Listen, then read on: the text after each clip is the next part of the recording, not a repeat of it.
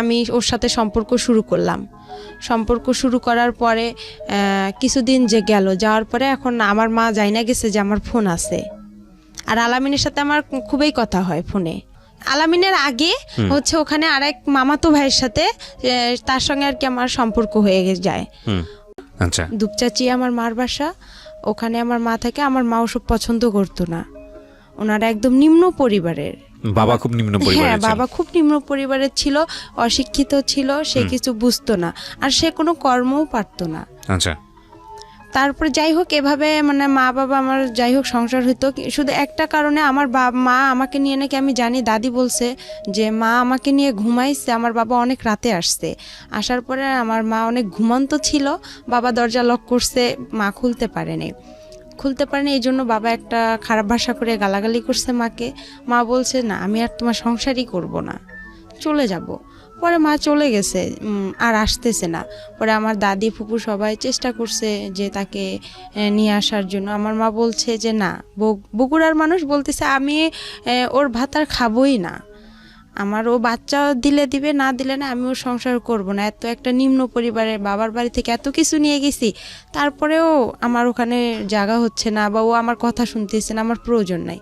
তারপরে আমার বাবাকে একটা সুযোগ দেওয়া হয়েছিল যে আপনি ঘরটা ঠিক করেন, আমি আমার মার বাসা থেকে বাচ্চাকে নিয়ে বেড়ায় এসে।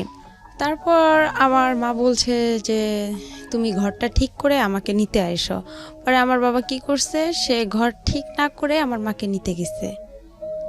পরে যাওয়ার পরে যাই হোক আমার মা পরে আসছে, আয়সা দেখে যে ঘর ঠিক হয়নি, না হওয়ার কারণে পরে মা বলতেছে আমি আর থাকবো না, চলে যাব। পরে আমার মা আমাকে নিয়ে চলে গেছে। আবার যাওয়ার পরে এক সপ্তাহ পর আমার নানি বাসা থেকে মাকে পাঠানো হয়েছে নাকি আমার দাদার বাসায়। আসার পরে আমার বাবা তখন বলে আমি আর রাখবো না তোমাকে। তখনকার হিসেবে আমার মা 10,000 টাকা, 3 ভরি স্বর্ণ, আর ঘরের যা জিনিসপাতি লাগে চাল ডাল শুরু করে সে সব কিছু নিয়ে আসছে। তারপর আমার বাবা ওগুলো কিচ্ছুই তাকে দেয়নি। মানে মা যখন আর কি চলে গেছে, যাওয়ার পর মাকে তো দেয়নি, না দেওয়ার কারণে বাবা তো ছোট বাচ্চা, আমি অনেক জিদ করতাম, অনেক খাইতে চাইতাম। একটা মেয়ে তো মানে 4 বছর বয়স, তখন তো তার মার আদরটা সবচেয়ে বেশি প্রয়োজন হয়, বাট আমি তো সেটা পাইনি। বাট না পাওয়ার কারণে দেখা যায় আমি বাবার কাছে সে জিদটা করছি। আমার ফুপি ছিল, দাদি ছিল, আমার দাদি অন্ধ, আমার বাবার কারণেই অন্ধ হয়ে গেছে। আমার ফুপি রিলেশন করার জন্য আমার বাবাটা পছন্দ করতো না, আমার মা থাকাতে আমার ফুপি রিলেশন করতো। আর আমার মা যেহেতু ননদ আর ভাইয়ের বউ, মানে সব ফ্রিভাবে বলতো আমার মাকে, তো ফুপি এসব করতো। আমার বাবা এসব শুনছিল, শোনার পরে দাদি বাতাস উঠছে অনেক, দাদিকে জুতা দিয়ে, বালু ছিল বাসায় অনেকগুলো, পরে আর কি বাবা হচ্ছে জুতা দিয়ে দাদিকে মারতে গিয়ে জুতার বালুগুলো দাদির চোখে গেছিলো। তারপরে আর কি বাবা অনেক মারধর করতো, মানে অনেক জিদ করতাম, অনেক কিছু, কিন্তু দাদি ফুপু আমাকে কেউ মানুষ করেনি। সবারই পরিবার ছোট ছিল, আবার এতটা তারা অর্থ ছিল না, সবাই দিন মজুর করতো, কে আমাকে আর দেখবে, আমি তো ছোট বাচ্চা, এত কেয়ার দিয়ে তো রাখার মতো সময় নেই তাদের। পরে বাবার কাছে জিদ করতাম, বাবা মানে এই জন্য মারতো বেশি করে আমাকে। কুয়া আছে গ্রামের যে কুয়া, আমার বাবা আমাকে কুয়াতেও ফেলে দিছিল, শুকনা কুয়া। পরে আমার মেজো ফুপুর ছেলে আমাকে উঠাইছে ওই কুয়া থেকে, দুধের জন্য অনেক কান্না করছিলাম। আর আমার বাবা তখন থানাতে, আমাদের ভ্যান্না পীরগঞ্জ বলে বড়দরগা, ওখানে থানাতে আমার আব্বা ওখানে বাবুর্চি হিসাবে কাজ করছিল। ওখানকার দারোগার ওয়াইফের বাচ্চা ছিল না, উনি আমাকে চাইছিল, আমার বাবা বলছে না দিবে না, কিন্তু সে সারাদিন সকালে যায়, রাতে থাকার পরে আসতো, মানে তারপর আমাকে সে এতটা ভালোবাসতো না। তারপর আমার মার কাছে খবরটা চলে যায়, যার পর আমার মা বলে যে ওকে দিয়ে যাও রেবাকে আমার কাছে। তো আমার বাবা বলতেছে না, জীবন গেলেও দিব না। আর আমার আব্বু একটু বেশি থানা পুলিশ সে একটু করতো, আমার মারা আবার একটু ভয় করতো যে একটা মান সম্মানের ব্যাপার আছে থানা পুলিশের, আচ্ছা ওর মেয়েকে ওই নিয়ে থাক। এভাবেই আমার মার সাথে আমার বাবার এখানেই সামর্থ্য হয়ে গেল। হওয়ার পরে আমি আর মানে তখন আমার দাদির কাছে ছিলাম। আমার রংপুরে আমার ছোট মার বাসা, ওখানে আমার আব্বু যে বাবুর্চির কাজ করতো, ওখানে যে আবার থানাতে আরেক লোক, উনি জানি কি কাজ করতো এটা জানি না, বাট উনি আবার বলছিল যে এখানে আমাদের রংপুরে এক মহিলা আছে, তুমি কি তাকে বিয়ে করবা? ওই মহিলার হচ্ছে আগে বিয়ে হয়ে গেছে, এরকম তুমি যে বিয়ে করতে চাও। তো আমার বাবা বলছে আমার একটা মেয়ে আছে, কিন্তু তাকে বলতে হবে যে আমার মেয়েটা আছে, এভাবে তাকে দেখতে হবে। তারপরে যাই হোক তারা বিয়ে করছে আমাকে। তারপরে দেখা যায় মানে হালকা আমি যে একটু বুঝি যে মা কীরকম না, এতটাও বুঝি না যে আমার ওটা সৎ মা বা এরকম। ওখানে গেলাম, আমরা ভাড়া বাড়িতে উঠলাম রংপুরে, শহরের ভিতরে। ভাড়া বাড়িতে ওঠার পরে আমার আব্বা ওখানে আপনার প্রথমে কাঁচামালের ব্যবসা দিল। কাঁচামালের ব্যবসা দেওয়াতে আমার আব্বু অনেক লস খাইলো। লস খাওয়ার পরে সে মানুষকে অনেক বাকি টেকে দিয়ে আমার সৎমা বাবার বাড়ি থেকে জায়গা বিক্রি করে আনছে। তারা আবার একটু স্ট্যান্ডার্ড ফ্যামিলি, সে আবার পছন্দ করতো না যে সে একদম রিক্সা চালাক, ভ্যান চালাক, এটা তার একটা মানে মান সম্মানের ব্যাপার ছিল। সে চাইতো না, সে জায়গা বিক্রি করে এনে তাকে ওটা যে সে দেখে সেটাতেও লস খাইলো। পরে তাকে কি করা হলো, রিক্সাতে দেওয়া হলো। রিক্সা চালায়। আমার সৎমা আমাকে আবার এতটা ভালোবাসে না, মানে সে বলে যে সতীন নাই, সতীনের কোনো বাচ্চা কাচ্চাও ভালো লাগে না, আমি কি সতীনের সংসার করব? তখন এই আমাকে নিয়ে রেগুলার আমাদের ঝগড়া হয় আমার বাবা মার। মানে আমি আর কি, আমি তো কোনো কথা বলতে পারি না, তখন আমার টাইফয়েড নিউমোনিয়া। তারপরে এভাবে আর কি মানে সে আমাকে নিয়ে তাদের খুব আপনার সৎ মার ঝামেলা করতো? হ্যাঁ, অনেক ঝামেলা করতো, অনেক মারধর হইতো। এভাবেই আর কি দিনগুলো চলে গেল। 2-3 বছর চলে গেল। যাওয়ার পরে আমার নানার, সৎ নানার বাসায় চলে আসলাম আমরা। চলে আসার পর ওখানে আমার মানে সবাই আর কি মানে গ্রাম অঞ্চলে ও এক কথা বলতো, ও এক কথা বলতো, মানে আমি বাট আমার মার সব কথা শুনতাম। আচ্ছা, যাতে আমি এতটুকু আমার মেধাতে ছিল যাতে সে আমাকে ভালোবাসে, আমি যাতে তার কাছে মার আদরটুকু আপনি কি ছোটবেলাতে বুঝতেন যে ইনি আমার সৎ মা, ইনি আমার আসল মা না? এটা বুঝতেন? এতটা বুঝতাম না। আচ্ছা, ওই সময় অন্য কোনো ভাই বোন ছিল না, শুধু আপনি? না, শুধু আমিই ছিলাম। শুধু আপনিই ছিলেন, ওকে। তখন আমার মার এতটা বয়স ছিল না, আমার সৎ মার, ওনারও হালকা বয়স ছিল। জি। তারপরে নানার বাসায় আসলাম, আসার পর গ্রাম অঞ্চলে এ এক কথা বলে, ও এক কথা বলে, তখন আরো আমার খারাপ লাগে। তখনই আস্তে আস্তে বুঝতে পারি যে এটা আমার সৎ মা, বা যাই হোক আমাকে অনেক মারে, এটা করে, আমি সব কাজ করি তার মন জোগার জন্য। না, এখানে একটা আছে, আমার ভাই হয় শহরে, আমার একটা ভাই, ওই আমার সৎ মার ছেলে হয়, ওই ছেলেকে শহরে তখন আমি সম্পূর্ণ দেখাশোনা করি। কিন্তু ওর যখন আমার মার গর্ভে থেকে হয়েছে তখন থেকে ওর আমি যে হাগু মুতু করে যে কাপড়গুলো আমি সম্পূর্ণ ধুয়ে দিছি, আমার সৎমাকে কিন্তু কিছু করতে দেনি। যাই হোক, ঠিক আছে, হ্যাঁ বলেন।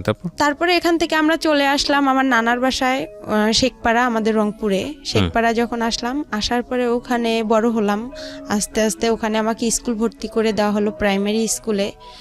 ওখান থেকে আমি মানে 3তে যখন উঠলাম তখন আমার বাবা কি করলো, আমার মার সাথে রেগুলার ঝগড়া হয়। আমার বাবা আবার সৎ মা, তারপরে ওনার যে ফ্যামিলি আত্মীয় স্বজনগুলো আছে তাদের সঙ্গে কথা বলে না। আবার যদি আমি একটু কথা বলি দেখা যাচ্ছে আমার আব্বু মানে হাতের কাছে লাঠি পাবো বা যা দা বটি যেটা পাবে সেটা দিয়ে আমাকে মার শুরু করবে। আচ্ছা। আবার আমার মা কথা বলে ওনার সাথে অশান্তি শুরু করতো। মানে আপনি কার সাথে কথা বললে অশান্তি শুরু করতো? সেটা হচ্ছে আমার সৎ মার যে ফ্যামিলির যে কেউ হোক, তাদের সঙ্গে কথা বললেই সমস্যাটা? হ্যাঁ, সমস্যা করতো উনি। আমার মাও যদি কথা বললো তাও সমস্যা করতো আমার বাবা। আচ্ছা। এভাবেই দিনগুলো গেল। যখন আমি 3তে উঠলাম, 3তে ওঠার পরে আমার বাবা কি করলো, আমার মা ভ্যান কিনে দিল আমার বাবাকে। তখন আমার ছোট মামা, উনি আবার স্কুলের মাস্টার, হাই স্কুলের। তখন উনি বলতেছে যে এরকম আমাদের একটা মান সম্মানের ব্যাপার আছে, ও যে ভ্যান চালাবে এটা কিরকম দেখায়, একটা এটা কিভাবে হয়। পরে আমার মা বুঝায় বলছে, আমার নানাকেও জায়গা বিক্রি করতে দিবে না আমাকে, যে তুই কি ওর পিছনে সব শেষ করবি নাকি, তোর ভবিষ্যৎ আছে না। তারপরে মা বলতেছে আচ্ছা দেখি আর একবার। সে তখন কি করলো, ভ্যানটা কয়েকদিন চালালো, চালার পরে বাসায় খুব ঝগড়া শুরু করে দিল।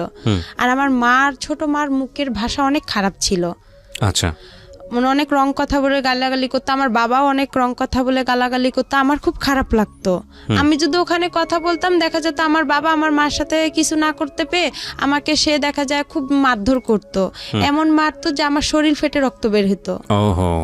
আবার দেখা যেত আমাকে রশি দিয়ে সে হাত পাও বেঁধে রাখতো, বেঁধে ঘরে বন্দি করে রাখতো। তারপরে এভাবে মারতো। মারার পরে যাই হোক সেদিন ও রাতে বাসায় কোনো খাবার দাবার কিছু আনে নেই, চাল ডাল কোনো তরকারি আনে নেই। আমার ভাইটাও ছোট। তারপরে ও একটু হাঁটে আস্তে আস্তে, ওরও মনে হয় 3 বছর কি 4 বছর। তখন বাবা কি করলো, আমি 3তে উঠলাম, আমার ফাইনাল পরীক্ষা দিতে হবে। পরে আমার বাবা কি করলো, ভ্যানটা নিয়ে আমার দাদার বাসায় চলে আসলো, ভ্যান্ডাবাড়িতে। ভ্যান্ডাবাড়িতে চলে এসে আমার বাবা 2-3 দিন ওখানে থাকার পরে ভ্যান বিক্রি করে দিছে। তখন আমার সৎমা বলতেছে, আবার আমার মামা নানা নানি সবাই বলতেছে সৎ যে ওর তো বাবা নাই, ও কি খাবে এখানে, তুই না হয়তো সন্তানরে কাজ টাজ করে খাওয়াবি। তোর মেয়েরে কে খাওয়াবে, তোর সৎ মেয়েরে। পরে আমাকে এও বলতেছে তুমি তোমার বাবার কাছে চলে যাও, কি করবা। পরে আমি যাই হোক আমার কাছে জানি কয়েকটা টাকা ছিল, ওখান থেকে 30 টাকা কি 25 টাকা তখন বাস ভাড়া লাগে। আমি মডার্নে আসলাম, এসে ওখান থেকে বললাম যে আমি এখানে ভেন্ডাবাড়িতে যাব, পরে এত টাকা আছে। পরে ওভাবে আমি খুব রিকোয়েস্ট করলাম ড্রাইভারকে যে আঙ্কেল আমি তো অনেক ছোট মানুষ, দেখেন আমি এখানে কোথায় হারায় যাব, আমার বাবার কাছে আমাকে নিয়ে যান, আমার এরকম সমস্যা। তাকে আমি বিস্তারিত বললাম, সে বলতেছে আচ্ছা আমি চিনি তোমার বাবাকে। আচ্ছা। পরে আমাকে নামাই দিল আমার আবার রাস্তার সঙ্গে আমাদের বাসা, আমার বড় ফুপির বাসা, মেজো ফুপির বাসা। আমি নামলাম, নাইমা কান্না শুরু করে দিছি। আমি সকাল থেকে কিছু খাইনি অনাহারে, আবার আমার পরীক্ষা। আর তারপরে আমি বললাম যে আমার তো এরকম পরীক্ষা, আমার পরীক্ষা পরে দেওয়া হলো না, পরে বাবার সঙ্গেও দেখা হলো না। না দেখা হওয়ার কারণে পরে বাবা মানে সন্ধ্যার দিকে বাবার সাথে দেখা হলো যে আপনি আমাকে ছেড়ে আসছেন কেন। তারপরে বললাম যে আমি কি খাবো, ওখানে তো আমাকে বের করেছে, কয় তুমি তো তোমার সৎ মায়ের কথা মতন চলো ইয়া করো, তো ওখানেই থাকতা, এখানে আসছো কেন। বাবা বলছে এটা? হ্যাঁ। তো আমি বলতেছি বাবা তখন কোথায় ছিল? বাবা তখন দাদার বাসায় ছিল। আচ্ছা। তখন আমি বললাম যে আমি ওখান থেকে কি করব, ওরা সবাই আমাকে এই কথা বলতিছে। পরে ওখানে থাকলাম। কোন ক্লাসে পড়েন তখন? তখন আমি 3-তে। ক্লাস 3-তে, ওকে। তারপরে বাবা ওখানে কয়েক মাস থাকার পরে দেখা যায় আবার আমরা কি করলাম, বাবার আর মানে ভ্যানটা বিক্রি করে খাওয়া আর তো কিছু নাই তার, সে বিক্রি করে খাবে।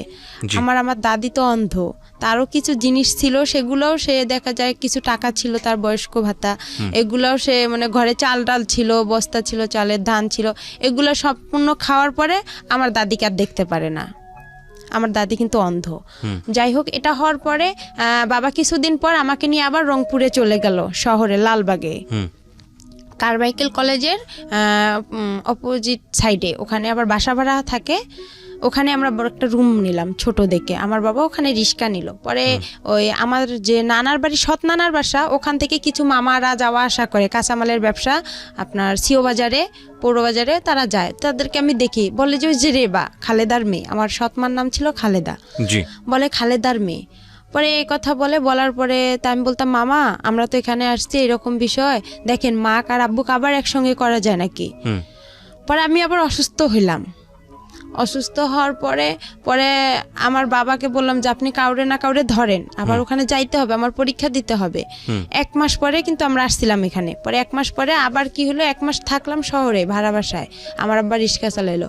পরে আমার আব্বু এর হাত ধরে, ওর পা ধরে যে ভাই আপনি একটু চেষ্টা করেন, দেখেন কি করা যায় না যায়।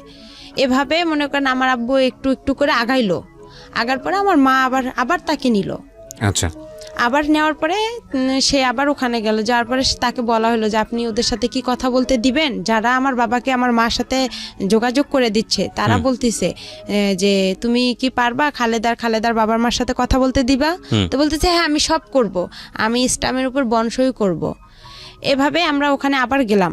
আমি 3-তে পরীক্ষাটা দিতে পারলাম, ফাইনাল পরীক্ষাটা। ম্যাডামরা বলতেছে যে তুমি এরকম করো, স্কুলে আসো না, এভাবে তো হয় না কারো একটা ক্লাস, আর তুমি এভাবে পারবাও না পড়তে, এটা সম্ভব। পরে আমার বাবা মাকে দুজনকেই ডাকছে যে ওকে আপনারা তো প্রাইভেট দেন না, কিছু দেন না। তারপরে আমার স্কুলের যে পাড়া প্রতিবেশী যারা আছে কিছুজন তো ভালো আছে, পরে ওনারা গিয়ে বলছে ও সৎ মা, আচ্ছা ওর সাথে এরকম করে, ওকে তো কিছু দেয় না।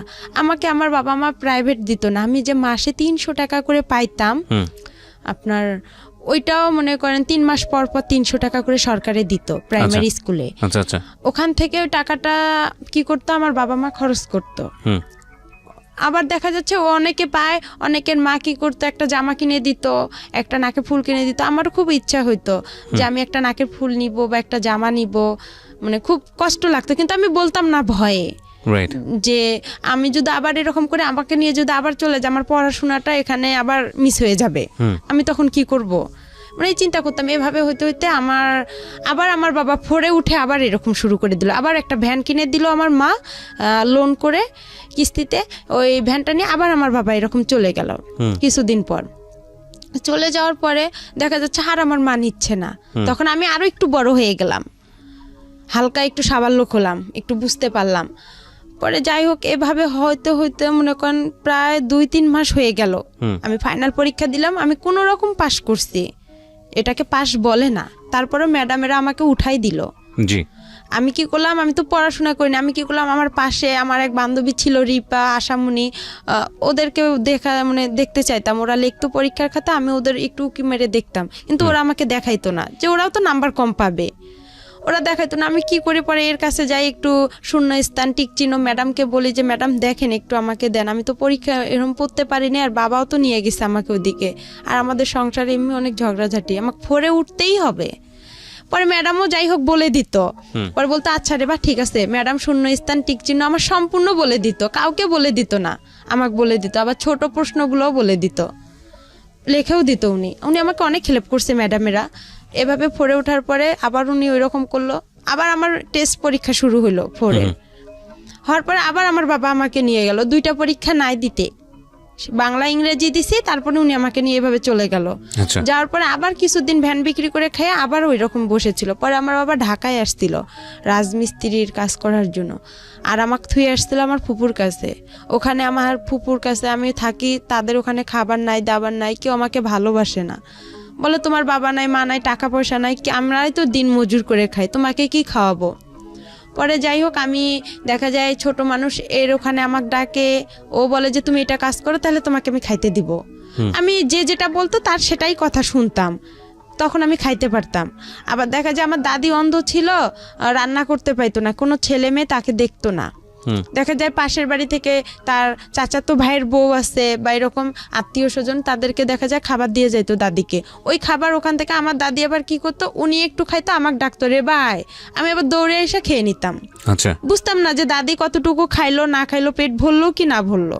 পরে আমার বাবা ওখান থেকে আসার পরে আমার বাবার খুব অবস্থা খারাপ ছিল, সে অসুস্থ ছিল, তার পুরা শরীরে পক্স বের হয়েছিল, তার হাতে কোনো টাকা পয়সা নাই। তার মেজো বোনের কাছে থাকলাম, তারাও আমাদের খাইতে দেয় না। আর একদিন হঠাৎ বৃষ্টি আসছে, খুব জোরে বৃষ্টি, আর খুব ঠান্ডা লাগতেছে, টিন দিয়ে পানি পড়তেছে। আমার বাবার আমি শুয়ে, কিন্তু আমার ফুপি আমাদেরকে খেতা বালিশ কোনো কিছুই দেয়নি, বলতেছে তোমরা যেরকম অভিনয় করো সেরকম এখন থাকো, এভাবে তোমার বেশি তেল বান্ধা গেছে, আমার বাবাকে বলতেছে। তা আমি বলছি ফুপু আমাকে অনেক ঠান্ডা লাগতেছে, দেন একটা খেতা দেন। তো বলতেছে না সে দেয়নি, ওভাবেই ছিলাম। থাকার পরে আমার বাবা 2 দিন পর আবার রংপুরে চলে গেল। রংপুরে যাওয়ার পরে আবার ওভাবেই সে এরে হাত ধরে, ওর পা ধরে ধরে আমার সৎমার কাছে গেল। আমার সৎমা তাকে আবার গ্রহণ করে নিল। নেওয়ার পরে আমি 5-এ সমাপনী পরীক্ষা দিলাম 2010-এ। দেওয়ার পরে কেউ পরীক্ষা দিতে দিবে না আমাকে, কয় ও পারবে না। আমার মা প্রতিবেশী মামিরা ছিল যারা আমার স্কুলের ফ্রেন্ডগুলো, ওরাও বলতো যে না ও পরীক্ষা দিতে পারবে না। ম্যাডামও বলতো যে না রে বা তোমার আর সম্ভব না, কেন এটা সমাপনী পরীক্ষা, এখানে ফাজলামি করার জায়গা না, আর তুমি পারবা না, তোমার কোচিং নাই, প্রাইভেট নাই, কিছু নাই, তুমি কিচ্ছুই পারবা না। পরে আমি সবার কথা অমান্য করে আমি বলছি না আমি পরীক্ষা দিবই, আমি পাইলে পাবো না পাইলে নাই, এটা আমার কোনো দেখার বিষয় নাই। তারপর আমার সৎমাও দিবে না। এখন আমার পরীক্ষাটা হচ্ছে আমার বাসা থেকে অনেক দূরে, এখন আমাকে সকালবেলা কে রেখে আসবে, রাখার লোকও নাই। পরে আমি এতটা পড়তেও পারি না, গাইড নাই, কিভাবে পড়বো। যাই হোক একটু করে যতটুকুই পড়ছি, আল্লাহ আমার পাশে ছিল বিধায় আমি মনে হয় পরীক্ষাটা দিতে পারছি, পাশও করছিলাম। কোন ক্লাসে? 5-এ। ক্লাস 5? হ্যাঁ 5-এ 2010-এ। পরে আমার একটা মামাতো ভাই আমাকে রেগুলার রেখে আসতো সকালবেলা, আর আসার সময় আমি হেঁটে আসতাম, বান্ধবীদের সাথে হেঁটে আসতাম, ওখানে একটা ছেলের সঙ্গেও আসতাম। ওই ছেলেটাকে আমার প্রথম 5-এ ওকে পছন্দ হয়েছিল, ওর নাম হেলাল ছিল, ওর বাসা আমাদের ওখানে পানবাড়িতে। ওকে খুব আমি পছন্দ করছিলাম, কিন্তু ও বুঝতো না যে আমি ওকে কতটা পছন্দ করি, আর আমিও বুঝতাম না যে প্রেম কি জিনিস, কিন্তু ভালো লাগতো ওকে। কোন ছেলেটাকে? এটা হেলাল, ওর নাম হচ্ছে হেলাল। আমাদের স্কুলের না, ও অন্য স্কুল থেকে আর কি পরীক্ষা দিতে গেছিলাম আমরা। আচ্ছা, ও একই ক্লাসে ছিল? হ্যাঁ একই ক্লাসে, সমাপনী পরীক্ষা দিতে গেছিলাম। ওকে। তখন তো অন্য স্কুল থেকে দেখা যায় যে একটা বোর্ডে আমরা সবাই পরীক্ষা দিছি। পরে ও আমাদের ক্লাসেই বসতো, আমার পাশে 2 জন ছেলে ছিল, আমি মাঝখানে ছিলাম। পরে ওদের দেখছি, আমি নিজেও কিছু বাসায় পড়ছিলাম, ওগুলা দেখে আমি পরীক্ষা দিছিলাম। পরে ওই ছেলেটাকে খুব পছন্দ হয়েছিল, মনে হয় ওর সাইকেলে আমি একদিন আসছিলাম, আর বাকি দিনগুলো আমি হেঁটে হেঁটেই আসছি। আর তখন খুব কষ্ট লাগতো, আর আমি অনেক কিছু খাইতে ইচ্ছা করছিল, যে পরীক্ষা দিতে আসছি আমি কিছু খাই, বা অনেকে তো খাইতেছে, আমার সেরকম টাকা ছিল না। বাবা চুরি করে আমাকে যে টাকাটা দিছিল আমি ওই টাকাটা খাইতাম না। যে টাকাটা আমি জমায় হয়, আমার আবার একটু চুল বড় ছিল আর আমি সাজগোজ খুব পছন্দ করি। আর আগে আমি একটু চাইতাম যে আমি মানে একটা লং জামা পরবো না, একটু শর্ট জামা পরবো, একটু ভালো জামা পরবো, কম দামি পরবো না, ভালো পরবো। টাকা একটু বেশি লাগ, টাকাগুলো জড়ায় দেখা যেত আমি একটু মেরিল কিনতাম বা একটা টিপের পাতা কিনতাম বা একটা চুড়ি কিনতাম, এরকম কিছু কিনতাম, একটু শ্যাম্পু কিনতাম। এভাবে আমি টাকাগুলো খরচ করতাম না, জড়ায় রেখে দিতাম আমার কাছে। রাখার পরে এভাবে আমি পরীক্ষা দেওয়া হয়ে গেল, আমার রেজাল্টও বের হলো। রেজাল্টে আমি সেরকম ভালো পাইনি। আমি সেকেন্ড ডিভিশন, ওটা তখন জানি কি ছিল, কিন্তু কোন ক্লাসে? 5-এ সমাপনী আমার শুরুতে। ঠিক আছে, আপনি পাস করেছেন। হ্যাঁ, তারপর কোনো রকম পাস করেছি, করার পরে আমাকে 6-এ 11তেই ভর্তি শুরু হচ্ছে। পরে ওখানে আমাকে ভর্তি করা হলো। আমাকে ভর্তি করবে না, আমার মা বলতেছে না ও পারবে না, আমাকে বিয়ে দিয়ে দিবে। আমার বিয়ের জন্য ছেলে খুঁজতেছে অনেক, এরা বিয়ের জন্য ছেলে খুঁজতেছে। এক ছেলে, ও হচ্ছে, এটা বলবো কি না বলবো এটা অনেক খারাপ কথা, আমি চাচ্ছি না যে এই কথাটা না চলে বলার দরকার নেই। এটা আপনি বলার, বুঝান আপনাদেরকে কি হয়েছে। হ্যাঁ, এই ছেলেটা একটা দুর্ঘটনা ঘটাইছে, ঘটার পর ওই ছেলেকে দিয়ে আমার বিয়ের কথা বলতেছে আমার মা। ছেলে আপনার গ্রাম অঞ্চলে টলি চালায়, পাওয়ার টলি, জমি চাষ করে। ওই ছেলে, হ্যাঁ টলার, ওই ছেলেকে দিয়ে আমার বিয়ে দিবে। তা আমি বলতেছি ওই ছেলে একটা এত বড় দুর্ঘটনা ঘটাইছে, ওকে আমি বিয়ে করব না। আমি আর কি মনে মনে এটা ভাবতেছি যে না, আমি কখনোই ছেলেকে বিয়ে করব না। আমার বাবাও রাজি না, যে আমার মেয়ে এখনো সাবালক হয়নি আর আমি বিয়ে এখনই দিব না। আমি যখন ক্লাস 5-এ পড়ি তখনও, বাট আমি জামা সেভাবে পরি না, সেভাবে প্যানও পরি না, খোলামেলায় আমি চলতাম। ছোট বাচ্চা, হ্যাঁ, এত বুঝতাম না যে আমি এখনো বড় হইছি, আমি ভাবতাম যে আমি এখনো ছোট আছি। কিন্তু আমার মার কাছে আমি খুব বড় ছিলাম, সে আমাকে খুব দ্রুত বিয়ে দিতে পারলে হয়তোবা সে বেঁচে যাইতো, এটা ভাবছিল। কিন্তু সে আমাকে অনেক জিদ করে বিয়েটার কথা বলছিল। আমি পরে আমার বাবা বলছে না, আমিও বলছি যে না, বিয়ে করব না এখন। আমি ইউসেপ টেকনিক্যাল আমাদের ওখানে শুরু হয়েছে, ওখানে আমি ভর্তি হব। আচ্ছা, টেকনিক্যালি আপনি কি করবেন?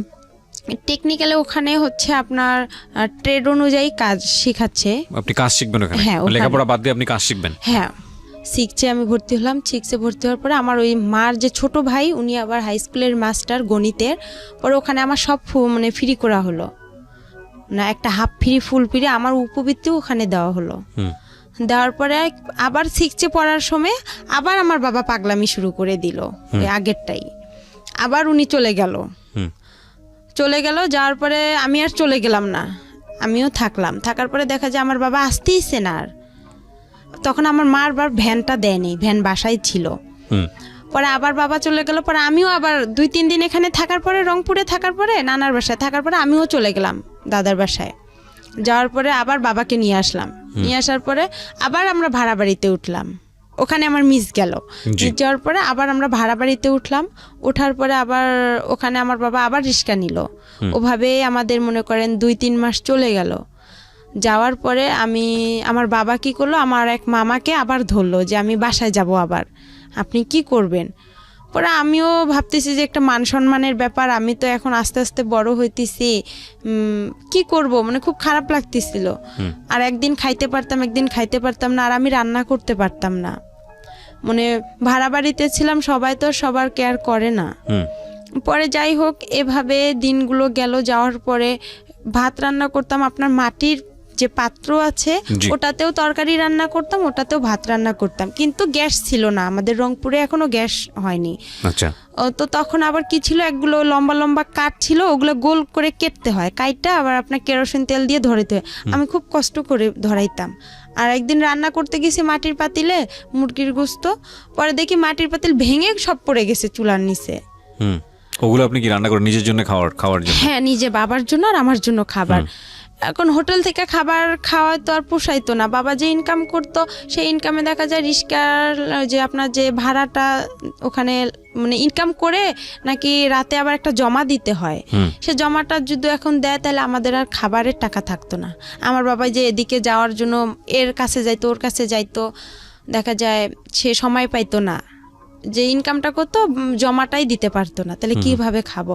একবেলা রান্না করতাম, 2 বেলা খাইতাম। সেদিন আবার ওগুলো পড়ে গেছে। আমার বাবার সঙ্গে থাকতেন, হ্যাঁ, থেকে ওই টেকনিক্যালি ওটা পড়াশোনা করতে? না, ওটা ওখানেই আপাতত বন্ধ থাকলো। ভর্তি হওয়ার কথা ছিল, কিন্তু এই যে বাবা মাঝখান থেকে চলে আসলো, আর ওটা ভর্তি তার আমার মানে হলো বাবার না। সঙ্গে থাকতেন, বাবাকে রান্না করে খাওয়াতেন, হ্যাঁ আর মা থাকতো হচ্ছে বাড়িতে? হ্যাঁ, মা থাকতো নানার বাসায়, আমার ভাইকে নিয়েই আপনি থাকতো। মার সঙ্গে থাকতে পারতেন না কারণ সৎমা আপনার সঙ্গে খারাপ আচরণ করতো? খারাপ আচরণ করতো, সে চিন্তা করতো যে আমি ইনকাম করতে পারি না, ওকে খাওয়াবো কি, আমার আচ্ছা। তো ছেলে আছে, তাকে তো খাওয়াইতে হবে। ওকে, আপনার বাবা খরচ দিত না আপনার সৎমাকে? না, সে খরচ দিত না, টোটালি বন্ধ ছিল। ঠিক আছে, বলেন তারপর। তারপরে যাই হোক, এভাবে আর কি আমি ওখানে পরে মুরগির মাংস পড়ে গেছে, আর অনেক শীত ছিল। আমার বা একটা চকি ছিল, ভাড়া বাসায় একটা চকি দিত বাড়িওয়ালারা, চকিতে খেতা বালিশ কোনো কিছুই ছিল না। পরে যে আমাদের রংপুরের অঞ্চলে ভাষায় বলে যে আপনার পল, যেটা খ্যার, ওই খ্যার কি করলো আমার বাবা কিনে আনলো, আয়না নিচে বিছাই দিল। আর টিনের ঘর, অনেক বাতাস আসে, গাড়ি চলাচল করে রাস্তা দিয়ে, আর ওই বাতাসটা আসতো। আর আমার বাবার একটা লুঙ্গি আমি গায়ে দিয়েছিলাম, আর শীতে অনেক কাঁপছিলাম। আমার বাবা অনেক মানে হাত পা অনেক কোকড়া করে শুয়েছিল, আমিও ছিলাম। আমার বাবা আলাদা থাকতো, আমি নিচে থাকতাম। আর মাটি থেকে যে একটা ঠান্ডা ভাবটা, ওটাও আসতো। ঠান্ডাতে খুব কষ্ট হইতো আমার থাকতে। পরে মুরগির ওটা পড়ে গেছিল, যাওয়ার পরে বাবা অনেক মারধর করছিল আমারে, বলতেছে এত কষ্ট করে আনছি সেটা ফালাই দিলা। তা আমি বলে আমি তো পারি না, আমি কি করব। আমার মাকে আবার যা বলছে যে এরকম ওর মেয়ে হচ্ছে রাস্তায় কাগজ কুড়াচ্ছে, মিথ্যা কথা আর কি বলছে। হ্যাঁ, সৎমাকে বলছে। পরে আমার বাবা আবার কি করছে, এই কথা শুনতে পারছে, শুনতে পাইরা আবার বলতেছে যে তুই কি কাগজ কুড়াইছিস? তা আমি বলতেছি না, আমি এসব জানি না। কয় শেখপাড়া থেকে খবর আসছে আমার কানে। তা আমি বলছি আমি বলতে পারি না। পরে এমনও খবর গেছে, আপনি কি কাগজ করে কুড়িয়েছিলেন? না, কিন্তু আমার মার কানেই খবরগুলো দিয়ে দিছে, যে মামারা আমাকে দেখছিল বা ভাই প্রতিবেশী যারা দেখছিল, তারা আর কি এই ধরনের কথাগুলো আমার মাকে গিয়ে বলছে যে আমাকে নাকি ভূত ধরছে, আমি পাগল হয়েছি, এরকম। কিন্তু আমি অসুস্থ হয়েছিলাম, এটা একটা মিথ্যা কথা বলছিল আমার বাবা, যে আমার মেয়ে একটু খুবই অসুস্থ, আর মাকে দেখার জন্য অনেক পাগল হয়ে গেছে। পরে আবার কি করলাম, এভাবেই গেলাম।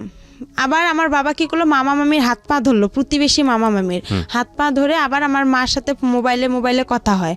আমার মা আমার হচ্ছে মামিদের মোবাইল থেকে আমার বাবার সাথে কথা বলে, আমিও কথা বলি যে আমাদেরকে নিয়ে যান, আমাদের এখানে খুব কষ্ট হইতেছে। আর এরকম সৎমাকে? হ্যাঁ। তো আপনি আসল মার সঙ্গে যোগাযোগ করছিলেন না কেন? আসল মার সঙ্গে যোগাযোগ করছিলাম, বাট আমার ওই সময়টাতে যোগাযোগ করেছিলেন? না না, কেন করেননি? করিনি, আমি তো তার বাসা চিনি না। বাবাকে বলেননি কখনো যে বাবা আমাকে আসল মা? তার কথা বললে বাবা অনেক মারধর করতো। ঠিক আছে, ওকে, পয়েন্ট। তারপরে এভাবেই হচ্ছে আবার গেলাম, ওখানে যাওয়ার পরে বিচার সালিশ বসলো। আমার বাবা আবার আমাকে শিখাই দিছিল যে তুমি ভূতের অভিনয় করবা। পরে আমি আবার কি করলাম, যে আমার মাথা ভারী হয়ে গেছে, আমার খুব খারাপ লাগতেছে, হাত পা জ্বলাজ্বলি করতেছে। মানে আমাকে বলতেছে যে তুমি এরকম করলে তোমার মা তোমাকে ওখানে রাখবে, আমাকেও রাখবে। আচ্ছা। পরে আর কি যাই হোক, আমি বলতেছি আমার হাত পা, আমাকে যেভাবে আর কি আমার বাবা বলছিল যে তুমি এভাবে বলবা যে আমার মাথা ঘুরাইতেছে, আমার খারাপ লাগতেছে, তখন আমি এভাবেই বলছি। বলার পরে আমার কি করলো, আমার মামা বলতেছে তাহলে ডক্টর ডাকি, নাহলে ওই যে আমার আবার সৎ না, উনি আবার কবিরাজ ছিল, বলতেছে ওনাকে ডাকি। পরে উনি যাই হোক ডাইকা গা ঝাইরা দিছে। আমি আর পাইতেছি না যে আমি আর কি বলবো না, আর এসব করাটাও ঠিক না, আমি মনে মনে চিন্তা করতেছি। পরে আমি পানি টানি খেয়ে একদম ফুল রেস্ট নিলাম। পরে দেখতেছি ওরা সবাই মিলে যাই হোক আমার মা আর বাবাকে একসঙ্গে করে দিল। দেওয়ার পরে ওখানে থাকার পরে 2-1 মাস হয়ে গেল। হওয়ার পরে আবার আমি 6-এ ক্লাস করতেছিলাম। তখন আমার ছোট মা বলতেছে যে এরকম করাটা কি ঠিক? পরে আমার তো কোচিং নাই, 6-এ সবাই ভর্তি হয়ে আপনার গণিত, ইংলিশ সেকেন্ড পার্ট, এগুলোর বিজ্ঞান, এগুলোর কোচিং করে। তখন ওরা সবাই বলতেছে কিরে রে বা তুই মিঠু স্যারের কাছে ইংরেজি পড়বি? তখন আমি বাসায় এসে বললাম যে এরকম প্রাইভেট দিতে হবে, তো আমারে কোচিং করতে হবে, না এলে স্যারেরা অনেক বকাবকি করে। পরে আমার ছোট মামা, আলমগীর মামা, আমাদের ক্লাস নিল, প্রথম ক্লাস গণিত। সেদিন উনি অঙ্ক দিছে, আমি অঙ্ক পারিনি। না পারার কারণে আমার মামা আমাকে 2 হাতে মানে একটা বড় বাঁশের লাঠি দিয়ে আমার 2 হাতে মানে 6টা কি 5টা মারছে, অনেক জোরে জোরে। ক্লাস 6-এর ঘটনা? হ্যাঁ, ক্লাস 6-এর ঘটনা। কেন পারোনি? পরে আমি টেনশন, বাসায় আসলাম, আইসা খারাপ লাগলো যে আপন মামা হলে কি পারতো সে আমাকে মারতে? সে তো জানে যে আমাদের ফ্যামিলির অবস্থাটা কি, আর আমি তো কোচিং করতে পারবো না, আমার তো সেরকম সামর্থ্য নাই, আর আমি কোনো স্যারের কাছেও যা বলতে পারবো না। কিন্তু আমার মামার এখানে আরও একটা ভুল হয়েছে, সে বুঝতে পারছিল যে তার বোনের এতটা সমস্যা, আমার বাবার অবস্থা খারাপ, তার একটা উচিত ছিল যে তার সবগুলো স্যারদের সঙ্গে কথা বলে আমাকে সব হাফ ফুল মানে ফ্রি করে দিছে, স্কুলের যে বেতন মাইনাগুলো দেওয়া লাগবে না, উপবৃত্তি করে দিছে। তার একটা উচিত ছিল যে একটা এরকম অসহায় মেয়ে সবাই থেকেও না থাকা, তাকে আমরা একটু যদি কোচিং দেই, সব স্যারেরা মিলে সবাই যদি একটু হেল্প করতাম, তাহলে আজকে হয়তো বা আমার জীবনটা আরও বেশি ভালো হতো। তারপরে এভাবে আমি আবার কি করলাম যে দেখি কোচিং টুচিং পাইতেছি না, পরীক্ষাও দিতে পাইতেছি না। পরে আমি কি করলাম, ওই যে আপনার টেকনিক্যালে ভর্তি হওয়ার জন্য আমি বাসা থেকে মাকে চাপ দিলাম। আচ্ছা। পরে আমার কাছে কিছু টাকা ছিল, আমার দাদিও কিছু টাকা দিছিল, ওই দিয়ে আমি 2টা মুরগি কিনছিলাম বাসায়। মুরগি কেনার পরে আমার আবার যে বয়সটা, এই বয়সে আবার আমার জন্ম নিয়ন্ত্রণের কার্ড হবে না, জন্ম নিবন্ধন। হ্যাঁ, জন্ম নিবন্ধন, ওটা কার্ড হবে না, না হওয়ার কারণে এখন ওখানেও তো আমাকে ভর্তি নিবে না। ওখানে যে আপুগুলো পড়ছে ওদের সাথে আমি যোগাযোগ করছি যে আপু আমিও টেকনিক্যালে ভর্তি হব। পরে আমি গেলাম, আমাকে স্যারেরা বলতেছে তুমি অনেক ছোট, তোমার বয়স নাই, তোমাকে এখানে নেওয়া যাবে না। আর এখানে আমরা সাধারণত নেই 13 থেকে 14 বছরের মেয়েদেরকে, তোমার তো সে বয়সটা এখনো হয়নি, তুমি তো কথাই বলতে পারবে না। পরে আমি বললাম স্যার আপনারা তারপরে দেখেন না, এখানে তো গরিব অসহায় মেয়েদেরকে বেশিরভাগ নেওয়া হয়, যাদের পরিবার খারাপ। তারপর আমি বললাম যে আপনি আমার বাসায় যায়েন, যাওয়ার পরে দেখেন। পরে সেদিন গেলাম, নিল না আমাকে। তারপরে আবার আমি বাসায় আসলাম, আসার পরে মাকে বললাম যে আমাকে তো নিতেছে না। পরে আমার মামা, যে ছোট মামা গণিত মাস্টার, ওনার সঙ্গে আবার আমাদের হচ্ছে ওখানকার একজন ভালো ব্যক্তি, উনি খুব প্রভাবশালী লোক, ওনার সাথে আবার আমার মামার খুব ভালো একটা সম্পর্ক। পরে আমার মা কি করলো, ওনাকে বললো, ওনার দ্বারাই আবার কি করলো, ওনাকে বললো যে আমার ভাগ্নিটা এরকম টেকনিক্যালে ভর্তি হতে চাচ্ছে, ফ্যামিলি এরকম, একটু আপনি চেষ্টা করে দেখেন। উনি আবার হচ্ছে আমি যে প্রাইমারি স্কুলে পড়ছি ওই ম্যাডামের হাজবেন্ড। ও পরে এখন হচ্ছে আমার ম্যাডামও বলছে যে, ম্যাডামের বাসায় 2-3 দিন গেছিলাম, যাওয়ার পরে ম্যাডামকে বলছে যে আমার ম্যাডাম এরকম অবস্থা, আপনি তো সব কিছুই জানেন।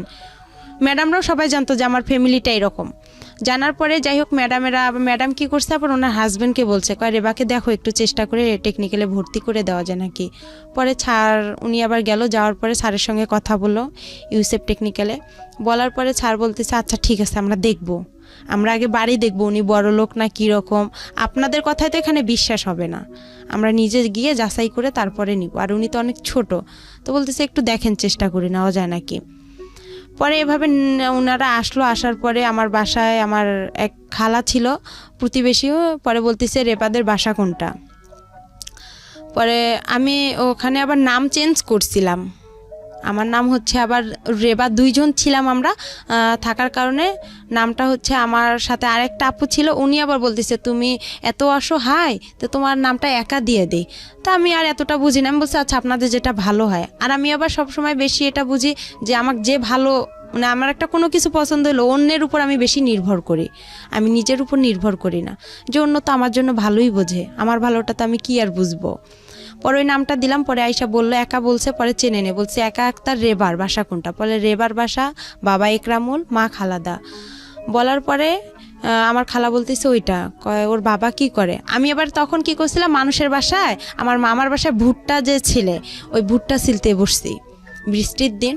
পরে আমার খালা পরে ডাকতেছে, বলতেছে রেবা তোর বাসায় এরকম, রেবা রেবা করে চিল্লাচ্ছে। পরে স্যার নাকি বলতেছে যে ওকে ডাকতে হবে না, ওর বাসা কোনটা দেখায় দেন। পরে বলতেছে এইটা, বলতেছে আপনি কি সত্যি কথা বলতেছেন, বলতেছে হ্যাঁ। ওর কি সৎ মা, ওর বাবা কি ভ্যান চালক, বলতেছে হ্যাঁ।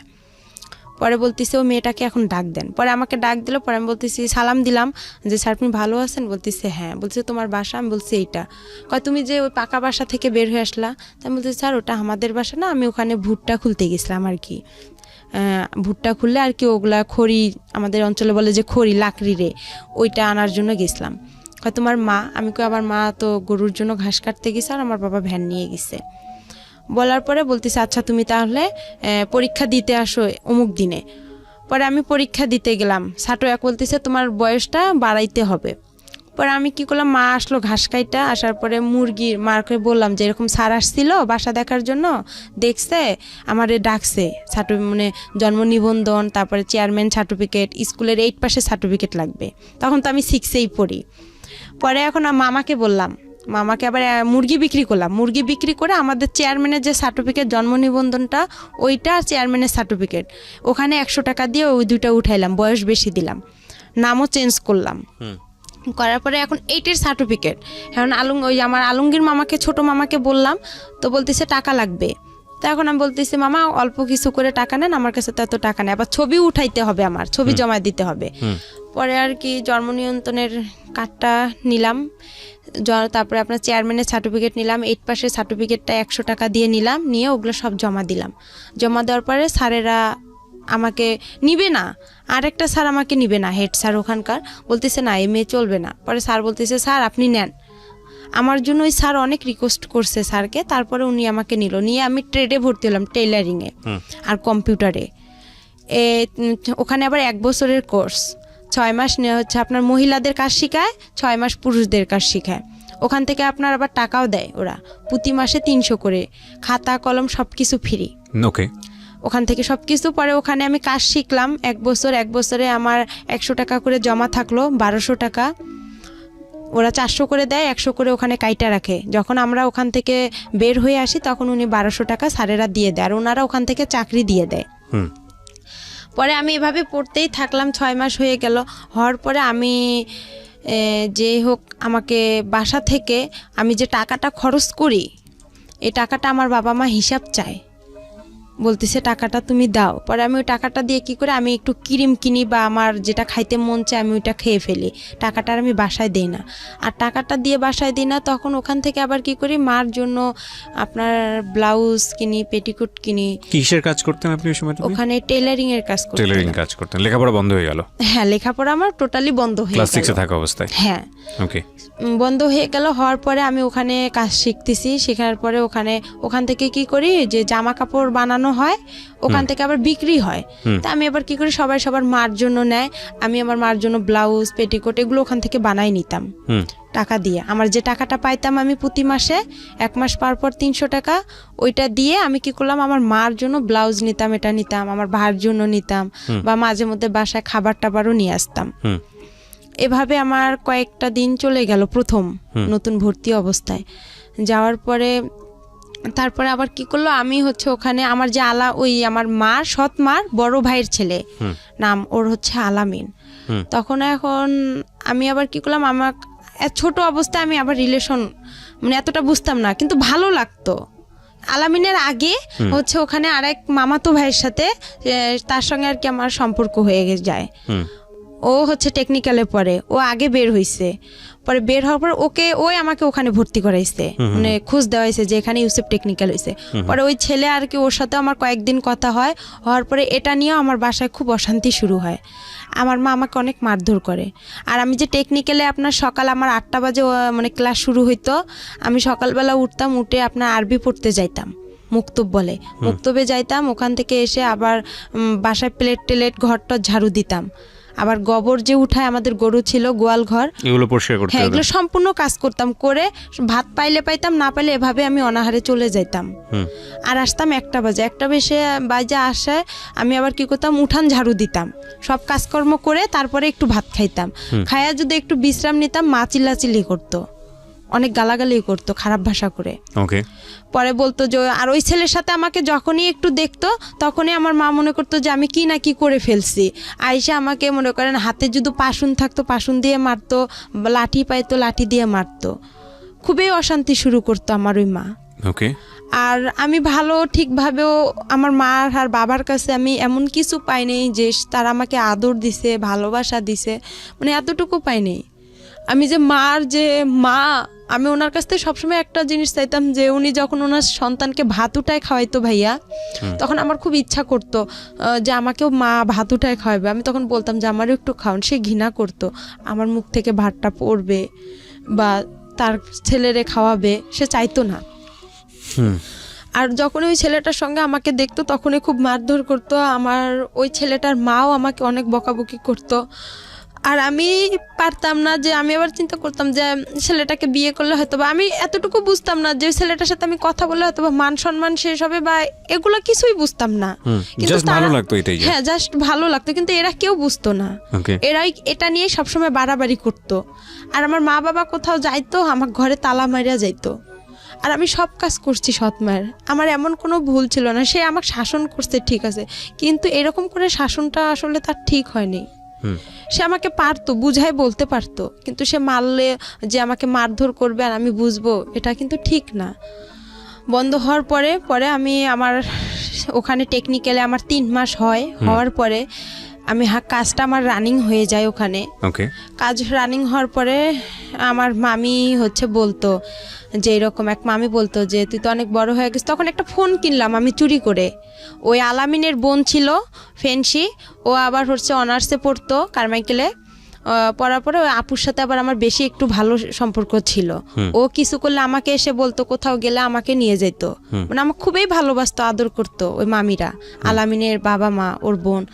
ওখানেই বেশিরভাগ খাওয়া দাওয়া হইতো। তারপরে এভাবে আমাকে ওই মামি আবার বলতেছে, ফোন কিনলাম, কেনার পরে ওই ফেন্সি আপুর সিমটা আমার কাছে ছিল। ওই সিমে আবার ছিল ওর আলামিনের নাম্বার। আচ্ছা, তখন আবার কি করলাম, ওর সঙ্গে আমি কথা বললাম।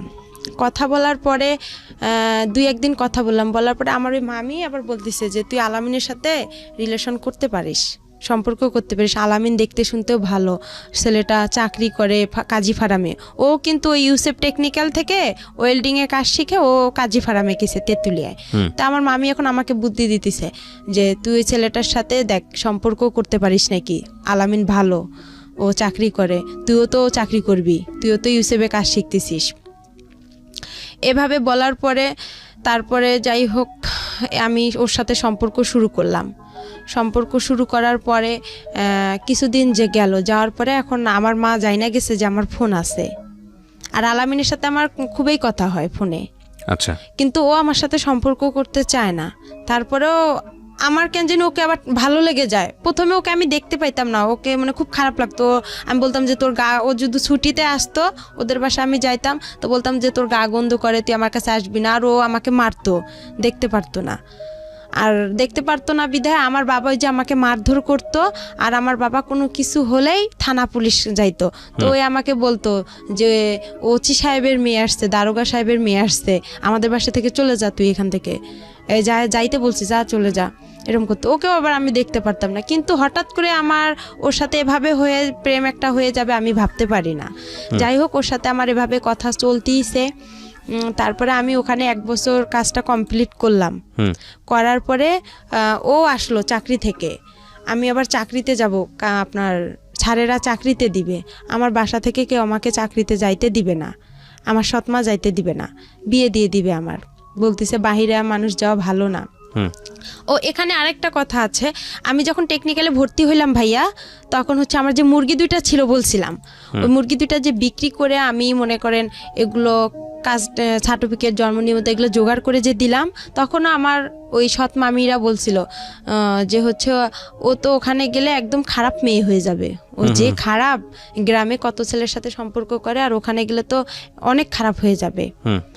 তা আমি তাদেরকে বলছি যে আমি ওখানে গেলে কিছুই করব না, কেন আমি মনে মনে তো আলামিনের সঙ্গে কথা বলি। তখন আর আমি ওখানে কারোর সাথে সম্পর্ক করব। পরে আমার বাসা থেকে কিন্তু যাইতে দিবে না, টেকনিক্যালি কেউ ভর্তি হইতে দিবে না। আমার মাকে ও আইসা সবাই কানাকানি করে, আর আমার মা আমাকে অনেক মারধর করতো।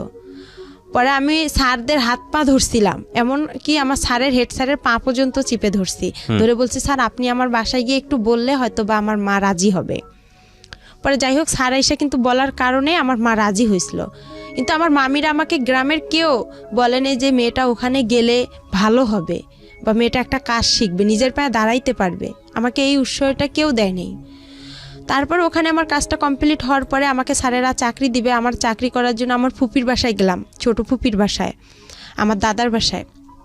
যায় ওদের কাছে আমার ফুপা আবার ইন্টার পাস, তা বললাম আপনি তো শিক্ষিত মানুষ, তো আপনি একটু কিছু ভালো মন্দ বুঝবেন। পরে ওনাকে ডাইকে আনলাম, ডাইকে আনার পরে উনি আসলো, আসার পরে স্যারদের সাথে কথা বললো যে আপনারা কোথায় চাকরি দিবেন, কি আসল বিষয়, মেয়ে মানুষ। তো পরে স্যারেরা বললো যে আমাদের অনেক মেয়ে আছে, শুধু ও না, আমাদের এই ব্যাচের অনেক মেয়ে যাবে। আচ্ছা, ও ভালো জানে, কেন ও তো এতদিন পড়ছে, আর আমাদের এটা এমন খারাপ কোনো প্রতিষ্ঠান না, এটা আমাদের একটা সংস্থান থেকে এটা হয়েছে, আপনি চাইলে যাচাই করতে পারেন। আর পরে এখন স্যার বলতেছে দেখেন ওর তো সৎমা, আমার সৎমাও কিন্তু ওই আমার টেকনিক্যালে গেছে। ওখানে যাওয়ার পরে যাই হোক পরে মাই কথাটা শুনতে পারছে। মা যখন শুনছে যে সৎমা বলছে আমার ফুপা যে ওর সৎমায় ওকে একটা ভালো কাজ দিন, আমার এই সৎমাই কথাটা শুনে আরও তার অবস্থা খারাপ হয়ে গেল। এভাবে আমি গাজীপুরে চাকরিতে আসলাম, গাজীপুরে নতুন বাজার, ওখানে আমি গার্মেন্টসে চাকরিতে আসলাম। আসার পরে আলামিনের সাথে আমার কথা হয়, কথা হওয়ার পরে এভাবেই আমার প্রায় অনেক বছর গার্মেন্টসে আমি 2 থেকে 3 মাস চাকরি করার পরে আমার ভালো লাগে না, সব মেয়েরা পালায় পালায় চলে যাচ্ছে, আমার সাথে যে মেয়েরা গেছে। আবার কিছু মেয়ে দেখতেছি আমার সাথে যারা ওখানে আছে তারা একটা মেয়ের দুর্ঘটনা ঘটছে, আমি ওই দুর্ঘটনা দেখে আরো বেশি ভয় পাইছি যে আমারও না কি হয়ে যায়। পরে আলামিনকে বললাম যে এরকম অবস্থা, তো কইতেছে তুই চলে আয়, গার্মেন্টসে ভালো মেয়েরা যায় নাকি। পরে আমি ওখানে ঈদে ছুটি পাইলাম, ছুটি পেয়ে আমি কী করলাম আমার যা জিনিসপত্র ছিল আমি সবগুলো নিয়ে চলে আসলাম। আসার পরে আবার আমি ইউসুফে গেলাম, ইউসুফে যাওয়ার পরে স্যারকে বললাম যে স্যার আমার তো ওখানে ভালো লাগতেছে না, আপনি আমাকে আবার একটা চাকরি দেন, আমি বাসায় কি করবো, নাহলে আমার বাসায় বিয়ে দিয়ে দিবে। পরে আলামিনও ছুটিতে আসলো, আসার পরে স্যার কি বলতেছে একটা মেয়ে আছে সেলিনা নাম, ওর সাথে তুমি কন্ট্যাক্ট করো, কন্ট্যাক্ট করলে দেখো একটা চাকরি পাইতে পারো। ও নারায়ণগঞ্জে ডাচ বাংলা প্যাক লিমিটেডে চাকরি করে, ওখানে ভালো ব্যাগের কোম্পানি, ওখানে যাও। পরে ওই মেয়েটার সাথে আমি যোগাযোগ করলাম, করার পরে মেয়েটা আমাকে নিয়ে গেল, আমি বলতেছি আপু আমাকে নিয়ে যাও। পরে আমার বাবা কি করলো, ওই মেয়েটা আমি ও ফের আরেকটা ওর বোনকে নিল, নেওয়ার পরে 3 জনে আমি চলে আসলাম নারায়ণগঞ্জে আসার পরে ওখানে আমার কয়েকটা দিন ডিউটি করলাম, 1 সপ্তাহ ডে 1 সপ্তাহ নাইট। ওখানেও আমার খুব কষ্ট লাগছিল, আমি ডিউটি করতে পাইতেছি না, হঠাৎ করে নাইট করব, খুব ক্লান্ত লাগতেছিল। বয়স কত আপনার যখন এই কাজগুলো করছেন? তখন আমার বয়স হাইয়েস্ট হলে আমার বয়সটা আমি বলতে পারবো না, কিন্তু কোন ক্লাসে পড়ার বয়স? 6-এ। 6-এ থাকা অবস্থায় ঘটনাগুলো ঘটছে। 6-এ তখন 1 বছর আমার গিয়ে হয়ে গেল, তাহলে 7 ক্লাস 6-7 এর বয়স, 7 বয়সের কথা। তখন এইভাবে আর কি মনে করেন ওখানেও যে ডিউটি করলাম, করার পরে এখন আমার বাসা থেকে আমার ফোন গেল, যাওয়ার পরে আমি ফোন গেল আমার আলামিন ফোন দিল, দিয়ে বলতেছে তোর বাবা মা সারাসারি হয়ে গেছে। আচ্ছা, আমি শুনে অবাক হয়ে গেছি, আমি খুব মানে ভেঙে পড়ছি। ভেঙে পড়ার পর আমাকে ওই সেলিনা আপু বলতেছে যে তোমার কি হয়েছে একা, তো আমি বলতেছি আপু এরকম বিষয়, আমি এখন কোথায় যাব। আমি তাকে সব পুরো ঘটনাগুলো বললাম, তা সেও কষ্ট পাইতেছে, বলছে আচ্ছা তুমি কোনো টেনশন করো না, আমার বাসা আছে, তুমি এখানে চাকরি করতে থাকো। পরে আমি এই টেনশনে আর চাকরি করতে পারি না। আর আলামিনের সঙ্গে আমি দিনরাত কথা বলি, মানে রাতের 8টা বাজে যদি ওর সাথে আমি কথা ধরি, আপনার দেখা যায় যে আমি ভোর 6টা পর্যন্ত ওর সাথে কথা বলতাম। আর কিন্তু ডিউটিতে যাইতে পারতাম না, পালায় থাকতাম, আমি ডিউটি করতে পারতাম না। আবার ওই হোটেলের যে খাবার আমাদেরকে কোয়ার্টার দিছিল, মেসের আন্টিদের খাবার আমি খাইতে পারতাম না। বাহির থেকে যে খাবার কিনে আনবো আয়না ঘরে রাখতাম, রান্না করতে পারতাম না, সিরিয়াল দেওয়া লাগতো। যাই হোক এভাবে করে আমার ওখানে 1টা বছর চলে গেল, কিন্তু ওখানে আমি কারোর সঙ্গে রিলেশন করলাম না। আমাকে অনেক ছেলে প্রপোজ করলো যে তুমি বিয়ে করো, স্যারেরাও খুব হেল্প করছিল যে আমরাই তোমাকে বিয়ে দিব। পরে আমি বলছি না আমার বিয়ে হয়ে গেছে, মিথ্যা কথা বলছি যে আমার বিয়ে হয়ে গেছে এরকম। ওই ছেলে এখানে ও টেকনিক্যাল থেকে পাশ করে ওয়েল্ডিং থেকে আপনার কাজী ফার্মেও চাকরি করে, আমি সম্ভব না। পরে আমি এভাবে ডিউটি করতে পারি না। পরে আলামিনের সঙ্গে কিন্তু আমার মানে চুপে চাপে দেখা হয়, ও আসে রংপুরে, আমিও রংপুরে যাই আমার বান্ধবীর বাসায়, ওখান থেকে ওর সঙ্গে দেখা হয়। এভাবে দেখা হওয়ার পরেই ওর সঙ্গে আমার প্রায় 2-3 বছর চলে গেল। 2-3 বছর চলে যাওয়ার পর ওকে আমি বললাম যে আমাকে বিয়ে করো। তো বলতেছে যে বয়স এই বয়সে আমাদের বিয়ে হবে না। তখন আমি বললাম যে এই বয়সে বিয়ে হবে না, তাহলে তোমার কি প্রেমের বয়স হয়েছে? প্রেম করতে বলছে হ্যাঁ আমার প্রেমের বয়স হয়েছে, আমার বিয়ের বয়স হয় নাই। তখন ওই মেসের আপুরা যারা বড় আপু ছিল সবাই আমাকে বলতেছে যে দেখো একা তোমার ওই ছেলে তোমাকে কখনোই বিয়ে করবে না। তারপরে যাই হোক এভাবেই চলে গেল। পরে আমি আবার রংপুরে চলে আসলাম। ওই ছেলে আলামিন আমাকে মেসে থাকার জন্য টাকা দিল, আমি লালবাগে মেসে উঠলাম। ডাইরেক্ট রংপুর থেকে সেলিনা আপু, যে আপু আমাকে নারায়ণগঞ্জে নিয়ে গেছে, ওই আপুর বাসায় আসলাম। আসার পরে ওখান থেকে ওর খালা মেসের বুয়া ছিল, পরে ওই বুয়াকে বললো যে খালা দেখেন এই মেয়েটাকে মেসে উঠানো যায় নাকি, মেসের লোক আমাকে নিবে না, মালিক বলতেছে মেয়ে তো পড়াশোনা করে না, আর আমাদের এখানে যারা পড়াশোনা করে তার ভার্সিটির মেয়েরা এখানে হোস্টেলে থাকে, এ এইভাবে থাকবে, আর এর টাকা কে দিবে? পরে খালা আবার বলতেছে দেখেন ওই মেয়ের বিয়ে হয়ে গেছে, শ্বশুর বাসা থেকে মেনে নিচ্ছে না, আপনি দেখেন একটু। পরে যাই হোক উনি আমাকে উঠাইলো, উঠার পরে 2-3 মাস আমাকে আলামিন মেসের সিট ভাড়া দিল, আমার খাওয়া খরচ দিল। পাশে আবার ওখানে থাকতে থাকতেই পাশের রুম লাবণী আপু আছে, লাবণী আপুর সাথে আমার খুব পরিচিত, উনি আবার রোকেয়া ভার্সিটিতে পড়ে। পরে আপুকে সব কথা বললাম, পরে আপু বলতেছে ওই ছেলে তোমাকে কখনোই বিয়ে করবে না, ও একটা ফালতু ছেলে, তুমি এসব বাদ দাও। পরে আমার কাছে একটা টাচ ফোন ছিল, ওই ফোনে ওর সাথে কথা হয়। পরে কিছুদিন ওর সাথে আমি কথা বন্ধ রাখি। ও আমাকে লাস্ট টাকা দিয়ে গেছে মেসের ভাড়া, দিয়েও আমার আর ফোন ধরে না। ওকে বলছিলাম যে তুমি আসো রাজবাড়িতে, আমি দেখা করব, আমার ভালো লাগতেছে না, আর একা একা থাকি, আরও খারাপ লাগে। সব আপুরা চলে যায়, আমি মেসে একাই থাকতাম ভাইয়া। পরে ওকে ডাকলাম, ও আসে না, ও ফোন বন্ধ করে রাখছে। পরে ওর খালাতো বোনের কথা বলে, দেখছো মরিয়ম অনেক ভালো, আমার ভাত উঠায় খাওয়ায়, এটা খাওয়ায় ওটা খাওয়ায় অনেক। পরে এইভাবেই ওর সাথে ওর বন্ধুকে বলা হয় সব কথা, যে ও এরকম করতেছে কেন, ও আমার সাথে কেউ আমাকে বিয়ে করবে কি করবে না। এর ভিতরে আমি কাজী অফিসেও গেছিলাম যে বিয়ের খরচ কত টাকা লাগবে বা কি বিষয়। তারপরে ও আমার ফোন বন্ধ করে রাখছিল, ওর সিমটা একদম বন্ধ করে রাখছিল বা চেঞ্জ করছিল। এরপরে ওর কথা হয় না। পরে লাবণী আপু কী করলো, ওখান থেকে আমাকে আরেকটা মেসে দিল, ওই মেসের সিট ভাড়া বেশি। পরে বলতেছে তুমি এই মেসের সিট ভাড়া কম আছে, ওখানে যা 2-1 মাস থাইকে পরে চাকরি একটা খুঁজা, যে কোনো একটা দেখা যায় পার্লারের কাজ পাইলে তোমার আর কোনো সমস্যা নেই। পরে ওই মেসে গেলাম, ওই মেসেও আর আমাকে নিচ্ছে না, বলতেছে তোমার বাসা কই কি কই। পরে আমি ঠিকানা দিলাম, আমার বাসা নীলফামারী, আমি মডেলে পড়ি। এই ঠিকানা অনুযায়ী আমি ওখানে থাকলাম। থাকার পরে 1 মাসও থাকলাম না, থাকার পরে লাবণী আপুর সাথে আবার যোগাযোগ করলাম যে আপু দেখেন।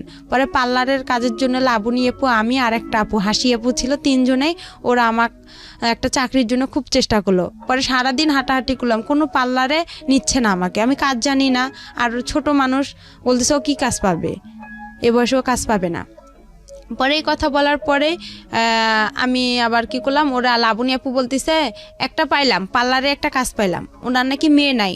তো বলতেছে আমারও তো মেয়ে নাই, আর আমার যে মেয়ে পার্লারে কাজ করে উনিও ধর্ম মেয়ে ওনার। তো বলতেছে আচ্ছা ওই মেয়ে আবার আমাকে নিবে না, যার পার্লার সে আমাকে নিবে না। বলতেছে না আমি তোমাকে নিব না। প্রথমে বলছে নিবে, তারপরে বলতেছে যে না নিবে না। পরে এখন আমি যে বলছে নিবে, তে আমি কি করলাম, তাড়াতাড়ি করে মেসে গেলাম, গিয়ে আমার যে বালিশ খেতা ছিল, কাপড় চোপড় ছিল, আমি ওগুলা নিয়ে রিক্সা নিয়ে তাড়াতাড়ি করে ওনার বাসা রওনা দিলাম। লাবণী আপু বলতেছে আচ্ছা তুমি দ্রুত চলে আসো, যখন না নিবে ওরা তো আর তোমাকে বের করে দিতে পারবে না, ওখানেই থাকবা তুমি। পরে আমি চলে আসলাম, হাফ রাস্তায় আসছি, ওই আপু আমাকে ফোন দিছে, দিয়ে বলতেছে যে না তুমি আইসো না, তোমাকে আমি নিব না, আমার লোক আসছে। পরে আমি বলছি আপু আমি তো বাসায় আপনার এসে গেছি, লালবাগ রেলগেটে ওনার বাসা। পরে আমি ওনার বাসা উঠলাম, ওনার বাবা মা খুব ভালোবাসলো আমাকে, বলতেছে আমাদের মেয়ে নাই, একটা মেয়ে, তুমিও আর একটা মেয়ে, আমাদের 2টা মেয়ে হয়ে গেল এখন। এভাবে বলার পরে ওখানে 2-3 দিন আমি পার্লারে, উনি আমাকে কাস্টমার আসে ওদের আমি একটু খেয়াল রাখি, কাজ করি, ঝাড়ু টাড়ু দেই। এভাবে যাওয়ার পরে রাতে একদিন আলামিন আমাকে ফোন দেওয়ার পরে বলতেছে তুমি কি মরো নেই? তা আমি বলছি আমি তো বিষ খাইতে ধরছিলাম, আমি মিথ্যা কথা বলছি যে আমি বিষ খাইছিলাম, এরকম অনেক পুলিশ টুলিশ আসছিল, আমি তোমার নাম বলে দিছি ওকে আর কি, এভাবে বলছি। ওই আমার পাশে যে ওই আপুর ফির একটা মেয়ে শুয়েছিল, ও আবার কি অনেক রাতে কথা বলছে, 12টা-1টার দিক দিয়ে, ও এই কথাগুলো সম্পূর্ণ শুনে ফেলে সকালবেলা ওদেরকে বলে দেওয়ার পরে ওরা আমাকে আর রাখবে না বলছে। তখন আমি কি করলাম, লাবণী আপুর কাছে গেলাম, ওরাও ভয় পাইছে যে ওর যেহেতু ওখানে জায়গা হচ্ছে না, ও তো আমাদের কাছেই চলে আসবে। পরে আপুরা আর আমার ফোন ধরে না, আমি মেসে গেলাম, যার পরে বললাম সব কিছু, বলতেছে তুমি বাসায় চলে যাও, তোমার বাসায় চলে যাও। পরে ওখান থেকে আমি বাসায় চলে আসলাম, আমার মার কাছে আসলাম। আমার মার আবার কি করছে, আবার ওরা একসঙ্গে হয়েছে, এর মাঝে যে ছাড়াছাড়ি হয়েছে, হওয়ার পরে তারা আবার একসঙ্গে হয়েছে, আমি কিন্তু জানি না, কিন্তু তাদের সাথে আমার 2-1 দিন কথা হয়েছে। হওয়ার পরে তাদেরকে আমি বললাম যে আমি তো এরকম নারায়ণগঞ্জ থেকে চলে আসছি। প্রথমে জিজ্ঞাসা করে তুমি কতগুলো টাকা ইনকাম করছো, আমার বাবা আর আমার মা জিজ্ঞাসা করে। তো আমি কই আমি তো অসুস্থ ছিলাম, আমি পারিনি ইনকাম করতে। তখন আমার মা কয় আমার ভাইয়ের ছেলের সাথেই তো সারাদিন কথা বলো, তো ইনকাম করবা কই থেকে? তখন আমি বললাম আমি অনেক অসুস্থ, আমি বাসায় যাব। পরে তারা বলতেছে আচ্ছা ঠিক আছে আসো। পরে যাই হোক আমি বাসায় আসলাম, আসার পরে আবার আমাকে ঢাকায় পাঠানো হইলো গার্মেন্টসে। আমার মা বলতেছে বাসায় থেকে কি করবা? পরে ওখানে আমার এক চাচা চাচি আছে, ওনারদের কাছে গেলাম ভাই, আমি যাই ওখানে গার্মেন্টসে ভর্তি হইলাম। গার্মেন্টসে চাকরি পাইলাম না, হ্যাঁ চাকরি পাইনি, না পাওয়ার কারণে অনেক কয়েকদিন ঘুরলাম, আমাকে কোথাও নিচ্ছে না, ওখানেও বলতেছে আমি ছোট। ওখানে আবার কয়েকদিন থাকলাম, থাকার পরে ওখানেও এক ছেলেকে পছন্দ করলাম, যে আলামিন তো আমার সাথে সম্পর্কই করতেছে না, তো ওখানে আরেক ছেলেকে পছন্দ করছিলাম। এটা আমার দাদাবাড়ির এলাকারই, নাম রতন ছিল, ছেলেটা ইন্টার পাস ছিল। ও আর কি বাসা থেকে রাগ করে গার্মেন্টসে কাজের জন্য গেছিল। পরে আমার সাথে দেখা হয়, ওকে আমি আর কি বলি যে আপনাকে আমার খুব ভালো লাগে, আমি আপনার সাথে রিলেশন করতেছি, আমি এইভাবেই ডাইরেক্ট ওনাকে বলছি। তো উনি আবার কি করছে, ওর যে ভাই ছিল, ওর খালাতো ভাই, ওর বাসার আমার বাসা একসঙ্গে, ও আবার আমার বড় আব্বার ছেলে হয়, ওর খালাতো ভাই। পরেও বলছে ও তো আলামিনের সাথে এরকম হয়ে গেছে। পরে রতন বলতেছে না, আপনি যেহেতু আগে রিলেশন করছেন আমার পক্ষে সম্ভব না। তখন ওটাও আমার ক্লোজ হয়ে গেল। পরে আমি চাকরি পাইতেছি না। পরে আমার কি ওই যে চাচা চাচির কাছে আমি থাকি, ওনারা আবার কি করলো, আমাকে ওই যে চাচার কাছে আমি প্রথমে গেছি, সে চাচা আমাকে রাতের বেলা, আমি তো চাকরি পাইনি, ওনার মেয়ে আছে, ওয়াইফ নাই, ওয়াইফ সাইরা দিছে, মেয়েটা আমার সাথে একটু বড় হবে 1 বছর, ও গার্মেন্টসের চাকরি পাইছে।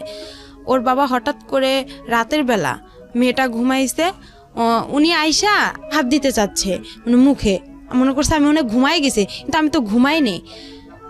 তখন আবার আমি হচ্ছে ফেসবুকও চালাইতাম হালকা পাতলা, অতটা বুঝতাম না, মেসেঞ্জার করতাম বা নাটক দেখতাম। পরে আমি ওখান থেকে বাসায় ফোন দিলাম রাতেই, যে বাবা এরকম উনি এরকম করতেছে চাচা। পরে কি করলো, ওখান থেকে আমাকে আরেক চাচার বাসায় পাঠানো হলো। পরে বলতেছে দেখেন আমার মেয়েটাকে নেন, ওকে একটা চাকরি দেন, গার্মেন্টসের চাকরি। পরে ওখানে থাকলাম, ওই রতনের সাথে যে সম্পর্ক করতে চাইছিলাম, এটা আর কি আমার চাচা চাচি জানাই গেছে, বলতেছে এই মেয়ে তো বেয়াদব। আর আমি কথা বলি ফোনে বেশি। আচ্ছা, আমার ফোনে তখন অনেক রং নাম্বার আসছিল, তো আমি কথা বলতাম। পরে আমার যে চাচা চাচি ওটা পছন্দ করতো না। পরে আমাকে কি করলো, ওখান থেকে ওরা বাসায় পাঠার কথা বলছিল। পরে আমি ওখানে পেপারে দেখলাম কাজী ফার্মে নিয়োগ দিছে। পরে আবার আমি ওদেরকে বললাম যে এরকম চাচি কাজী ফার্মে নিয়োগ দিছে, আমি এই চাকরিটা অনেকদিন ধরে করতে চাই, আমার খুব ইচ্ছা, এখানে নাকি অনেক স্যালারিও দেয় ভালো, কাজও কম। পরে যাই হোক, ওখান থেকে এখন বাসায় আসবো, টাকা নাই গাড়ি ভাড়ার। পরে আলামিনকে ফোন দিছি যে আমি এরকম অবস্থায় আছি, আমার কিছু টাকা দেও। আবার আমাকে 1500 টাকা দিছে। ওই টাকা দিয়ে আমার চাচা সহ আমরা বাসায় চলে আসলাম। বাসায় আসার পরে আমার মা বাবা অনেক অস্থির হয়ে গেছে, মানে আমাকে মারবে না ওরা কি করবে, মানে ওরা বুঝে উঠতে পারতেছে না। পরে কিছুদিন যাওয়ার পরে একটা হচ্ছে আমি আপনার কাজী ফার্মে বললাম যে এরকম নিয়োগ আসছে। আমার চাচাকে আবার বললাম যে চাচা যাই হয়েছে, আমি রতনের সাথে যেটাই করছি, বা আপনার আমি হাত জোর করে আপনি বাসায় যা মা বাবাকে একটু বুঝা বলেন, আমাকে যাতে একটু পরীক্ষাটা দিতে দেয়।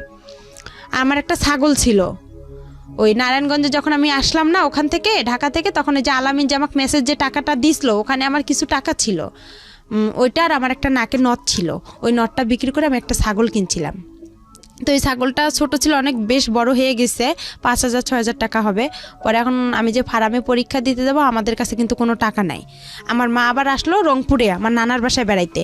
যাই হোক, ওখানে আসার পরে আমার বাবা আর আমি কি করলাম, পরীক্ষা দেওয়ার জন্য আমরা যাব হচ্ছে কুড়িগ্রামে। প্রিয় শ্রোতা, অনুষ্ঠান চলতে আপনাদের জন্য একটি বিশেষ অ্যানাউন্সমেন্ট করতে চাই। সেটা হলো, আমি আরেকটি অনুষ্ঠান করি রেডিও আম্বার 102.4 FM প্রতি শনিবার রাত 10টায় প্রচারিত হয় মাইক্রোফোন টেস্টিং 1024। হয়তোবা অনেকেই শুনেছেন, বাংলাদেশের রেডিওর ইতিহাসে সর্বপ্রথম মিউজিক রিয়েলিটি শো, গানের রিয়েলিটি শো, এবং 2019 সালের সেরা আম্বার ভয়েস আমরা খুঁজে বের করবার চেষ্টা করছি। সেখানে আপনি অডিশন দিয়ে সেখানে আপনি অংশগ্রহণ করে সেরা আম্বার ভয়েস হতে পারেন। আপনি যদি মনে করেন যে আপনি খুব ভালো গান করেন কিন্তু সে অর্থে তেমন কোনো প্ল্যাটফর্ম কোথাও পাননি, তাহলে ছোট্ট একটা অডিশন দিতে হবে আপনাকে। ফোন করে আপনাকে গাইতে হবে একটা গানের 2টো লাইন বা 3টে লাইন আপনি আমাদেরকে গেয়ে শোনাবেন এবং আমরা আপনাকে ডাকবো, নিশ্চয়ই ডাকবো। ওকে, ফোন নাম্বারটি আমি বলে দিচ্ছি। ফোন নাম্বারটি হচ্ছে 09611001024। আমি আবারও বলছি, ফোন নাম্বারটি হচ্ছে 09611001024। যদি আপনি মনে করেন আপনার কণ্ঠ সারা দেশের মানুষের কাছে যাওয়া উচিত, আপনি সেরকম গাইতে পারেন, তাহলে যোগাযোগ করুন এবং অংশগ্রহণ করুন মাইক্রোফোন টেস্টিং 1024-এ। আর একই সাথে আপনাদেরকে যেটা বলতে চাই, আজকের যিনি অতিথি আছেন তাকে যদি আপনারা দেখতে চান, চলে আসবেন আমার পার্সোনাল ইউটিউব চ্যানেলে www.youtube.com/RJKibriya.FM, RJKEBRIA.FM চ্যানেলটি আছে কিবরিয়া আরজে নামে। ওখানে গিয়ে প্লিজ সাবস্ক্রাইব করে নেবেন এবং তারপর আপনার যে ভিডিওগুলো দেখতে ইচ্ছে করে, যা কমেন্টস করতে ইচ্ছে করে, ওখানে করবেন। ওকে, আমরা যেখানটায় ছিলাম, তারপরে আর কি হচ্ছে ভাইয়া মনে করেন এভাবেই গেল। যার পর পরীক্ষাটাও দিলাম, দেওয়ার পরে বাসায় আসলাম। বাসায় আসার পরে আমার ওই বাসায় রাজমিস্ত্রি এক কাজ করে আমার চাচার বাসায়, ছেলের বিয়ে হয়ে গেছে। বিয়ে হয়ে যাওয়ার পরে ওই ছেলের সাথে আর কি আমার মা আমার বিয়ে দেওয়ার জন্য খুব চেষ্টা করে। চেষ্টা করার পরে হচ্ছে আমি বলি যে না আমি বিয়ে করব না। আমি তখন আমার একটা টাচ ফোন ছিল, ওটা বিক্রি করতে চাচ্ছি, যে বিক্রি করে আমি আর ওই যে পরীক্ষা দিব, পরীক্ষার রেজাল্ট ভালো বের হলো ওখানে আমি চাকরি করব। তো যাই হোক ওটা আর হয়নি। পরে ছেলেটাকে দিয়ে আমার বিয়ের জন্য খুব চেষ্টা করেছিলাম, আমি বিয়ে করবো না। তখন আবার আলামিন আমাকে তার 2 দিন পরে ফোন দিছে। আলামিনের সাথে আমার কথা হয়েছে, কথা হওয়ার পরে আমার যে দাদি অন্ধ ছিল তাকে আমি রান্না করে দিতে গেছি। আমার বাবা আবার আমার দাদিকে পছন্দ করে না, রান্না করতে কেন গেছি এটা নিয়ে আমাদের বাসায় একটু হালকা পাতলা কথা হইতে হইতে মারধর শুরু হয়ে গেল। আমাকে বাসায় বৃষ্টি পড়ছে, আমাদের টিনের ঘর ছিল, বৃষ্টি পড়ে খাট ভিজে গেছে বিছানা। তো এখন আমার মা বলছে ওইটা উঠায় ফেলাও। তো আমি বলতেছি এতটুকু ভিজাতে কিছু হবে না। এই সামান্য একটা কথা নিয়েই আমাকে তারা অনেক মারধর করলো, অনেক এমনভাবে মারধর করলো যা মানে ও গাছের যে মোটা ডালগুলো আছে ওই ডাল দিয়ে অনেক মারছে। মারতে মারতে আমি যে টিনে ঘরের যে একটা কোনাচি থাকে, কোনাটা মানে টিনের 2 সাইড দিয়ে বের হয়ে আমি চলে গেলাম। মানে আমাকে লাঠি দিয়ে এমনভাবে ঘুতানো হচ্ছে যে আমার মানে শরীর মানে ছিদ্র হয়ে যাচ্ছে। এভাবে বের হলাম, হওয়ার পরে সকাল আমার কেউ আসলো না আগাইতে। পরে আমার বড় আম্মা বলতেছে মেয়েটারে এভাবে মাইরা ফেলাইতেছে, তুই দেখতেছিস না? আমার সৎমারে বললো, আমার ভাইরে। আমার ভাই আর সৎমা ভ্যানের উপরে বসে আছে, কেউ কিন্তু আমাকে আগাইতে জানে। পরে আমার ওই বড় আম্মা এসে দরজা, একরামুল তুই দরজা খোল, মেয়েটারে কি মেরে ফেলবি, এভাবে বলার পরে দরজাটা খুলে দিল। পরে সকাল হয়েছে, হওয়ার পরে আমি আবার কি করছি, আমার মার সাথে আবার সকালে আবার আমার বাবা ঝগড়া লেগে গেছে। লাগার পরে পরে আবার কি করছে আমার বাবা, বলতেছে তুই চলে যা। আমার মা চলে যাবে দাদার বাড়ি, নানার বাসায় ওনার ছেলেকে নিয়ে। তার আমি বলতেছি আমিও আমার মার কাছে চলে যাব, আমার নিজের মার কাছে চলে যাব। আমার মোবাইলটা নিয়ে দেন, আমি মোবাইলটা বিক্রি করলে আমার টাকা হবে, এই টাকা নিয়ে আমি চলে যাব। এভাবে বলার পরে দেখা যায় আমার বাসায় আর কি আমার ওই গ্রাম অঞ্চলে আমার যে দাদা ছিল বিচারক, উনি এসে আর কি যাই হোক করতেছে, দরকার নেই কেউ কারো কোথাও যাওয়ার দরকার নেই, একরামুল তুই ভালো হ, মেয়ে এখন একটু বড় হয়েছে, বিয়ের শাদীর ঘর আসবে, এখন তুই ভালো হ। হওয়ার পরে এভাবেই যাই হোক হয়ে গেল। হওয়ার পরে চুপচাপ সবাই সন্ধ্যা লাগছে, সন্ধ্যার সময় আমার বাবা দোকানে গেছে, ভাই বাহিরে, মা রান্না করতেছে। আর আমার মা আবার ওই যে রংপুরে আমি যেদিন পরীক্ষা দিতে গেলাম সেদিন আমার মা ওখান থেকে ঘর বিক্রি করে 5,000 টাকা নিয়ে আসছে। ওখানে যে আমার আগের ঘর বাড়িগুলো ছিল রংপুরে নানার বাসায়, ওগুলো সব বিক্রি করে চলে আসছে ওরা। তখন ওই 5,000 টাকা নিয়ে আসছে। ওই 5,000 টাকা আমি কি করছি, ওই ছেলেকে আমার চাচিকে বলছি যে চাচি ওই ছেলেটাকে বলেন তো আমার আর মারধর ভালো লাগে না, আমার খারাপ লাগতেছে অনেক। খুব কান্না করছি তার কাছে। করার পরে সে পরে বলতেছে, আমি বলতেছি রানাকে বলেন, ওই যে ছেলে মিস্ত্রি ওর নাম ছিল রানা। পরে আমি বলতেছি রানাকে বলেন আপনি, দেখেন ও আমাকে আমার মার কাছে রেখে আসবে নাকি। কয় কি না, তুমি এই কথা বললে কি সে তোমাকে নিয়ে যাবে, তুমি বলতে হবে যে আমি তোমাকে বিয়ে করলে সে তোমাকে আগায় রেখে আসবে, আর 5,000 টাকা দিয়ে কি হবে। এই কথা বলে আমি বলতেছি আচ্ছা ঠিক আছে, আমার নাকের নটটা আছে এটাও আপনার কাছে রাইখেন, এটা আপনি বিক্রি করে নিয়েন। আমি ভাবলাম যে সবারই তো একটু না একটু লোভ আছে। পরে এভাবে সন্ধ্যা লাগছে, আমার সবাই দিক ওদিক হয়েছে, আমি 5,000 টাকা নিছি। আর আমার ব্যাগের কাপড় চোপড় আগে থেকে আমার ওই চাচির ঘরে ছিল, ওই কাপড় চোপড় নিয়ে ছেলেটা আসছে সন্ধ্যার দিক দিয়ে। ছেলেটা আগে থেকেই বাহিরে ছিল, ও মানে সাইকেল নিয়ে। পরে ওই ছেলেটা আসছে সন্ধ্যার দিক দিয়ে আমি ছেলেটার সঙ্গে চলে গেছি। ছেলেটা অনেক জোরে মানে ভয় পাচ্ছে। আর আমার আব্বু একটু মানে পুলিশ থানায় করতো, আওয়ামী লীগ করতো। পরে সে কী করছে, আবার খবর পাইছে সঙ্গে সঙ্গে যে আমি বাসা থেকে খোঁজাখুঁজি করছে আমাকে। মা দেখছে এসে টাকাও নাই, আমি তো পালাই আসছি। পরে ছেলেটা অনেক জোরে সাইকেল চালাইতে এক বাসায় এসে বলতেছে একে একটু ভ্যানে উঠাই দেন। পরে আমাকে ওখানে আবার অনেক পুলিশ, গ্যাঞ্জাম হচ্ছে রাস্তায়। ছেলেটা আবার খুব ভয় পেতো, মানে একটু মূর্খ ছিল, খুব পুলিশ ভয় পেত। পরে বলতেছে উনারা আবার কি করলো, আমাকে ভ্যানে উঠে হাফ রাস্তা পার করে দিল, যে জায়গাটা গ্যাঞ্জাম। পরে ওই জায়গাটা আমি গেলাম, যাওয়ার পরে ছেলেটা আবার আমাকে সাইকেলে উঠায় নিল। নেওয়ার পরে সে অনেক জোরে সাইকেল ছাড়ছে। পরে আমি রাস্তায় পড়ে গেছিলাম, গড়তে অনেক দূরে চলে গেছিলাম, মাথায় ব্যথা পেয়েছিলাম, কোমরেও আঘাত পেয়েছিলাম, অ্যাক্সিডেন্ট হয়েছে। হ্যাঁ। পরে হওয়ার পরে সে আমাকে তার মামির বাসায় নিয়ে গেল। নিয়ে যাওয়ার পরে তার মামাতো বোনেরা আমার ব্যাগটা খুলে দেখলো কি আছে। যখন 500 টাকা নোট ছিল, গ্রাম অঞ্চল, 5,000 টাকা পাইছে তারা মানে খুবই একদম খুশি হয়ে গেল। পরে আমি বলতেছি যে আমার মাথায় পানি ঢালা হইলো, আমাকে পানি খাওয়ানো হয়েছিল। হওয়ার পরে আমি একটু হালকা ভালো লাগতেছিল। পরে বলতেছে ছেলেটা আমার ঘরে একাই, ওরা সবাই বের হয়ে ছেলেটাকে আমার ঘরে রেখে আসছে। পরে ছেলেটা আমার গায়ে টাচ করতে চাচ্ছে। আমি বলতেছি আপনি আমাকে টাচ করবেন কারণ আপনাকে না আমি বলছি যে আমার মার কাছে রাখতে হবে। তো বলতেছে আপনি না বলছেন আপনার চাচিকে বিয়ে করবেন আপনি আমাকে। আমি বলতেছি আমি তো একটা ছেলেকে সম্পর্ক করি, আমি একটা ছেলেকে খুব ভালোবাসি, আর আমি আপনাকে বিয়ে করতে পারবো না, আর আপনাকে আমার ভালো লাগতে হবে। আমি তাকে এভাবে বুঝাই বলছি। আপনি কেন বুঝতেছেন? আমার সৎমাও তো আপনার সাথে বিয়ের কথা বলছে, আমি তো বলেই দিচ্ছি যে না আমি আপনাকে বিয়ে করতে পারবো না। তারপরে বলতেছে যদি না হয়, তার মামা বলতেছে, আমার ওই মামা শ্বশুর বলতেছে তাহলে তোমার বাবাকে ডাক দিব। পরে আমি বলতেছি বাবার যদি ডাক দেয় তাহলে তো আমার অবস্থা আরও খারাপ আছে, তাহলে আমার এই দুনিয়াতে রাখবে না, তাহলে আমার কি হবে। পরে এখন ওই রাতেই যাই হোক ওরা আমাকে ওই রাতের 1টা বাজে ওরা আমাকে কাজী অফিসে নিয়ে গেল, নিয়ে যায় ওখানে আমার বিয়ে পড়াবে। পরে এখন কবুল বলতে বলছে তখন আমি একটা কবুল বলছি, আর বাকি 2টা বলি নেই, না বলে আমি ইচ্ছা করেই আমি ওখানে মাথা ঘুরে পড়ে গেছি। পড়ে যাওয়ার পরে আধা ঘন্টার মতন আমি নিঃশ্বাস নেই না, মানে ওরা আমার কাছ থেকে যখন সরে যায় আমি তখন নিঃশ্বাসটা নিয়ে আবার নিঃশ্বাস বন্ধ করে রাখি, এভাবে আর কবুল বলিনি। পরে কাজী বলতেছে কবুল বলতে হবে না, আর আপনারা নিয়ে যান, সমস্যা নাই।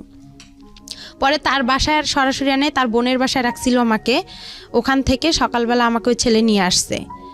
পরে নিয়ে আসার পরে দেখি ছেলেটা মানে মূর্খ তো একদম, একগুলো জুতা পরছে অনেক বড় বড়, একটা পাঞ্জাবি পরছে অনেক ঢিলা, অনেক কীরকম।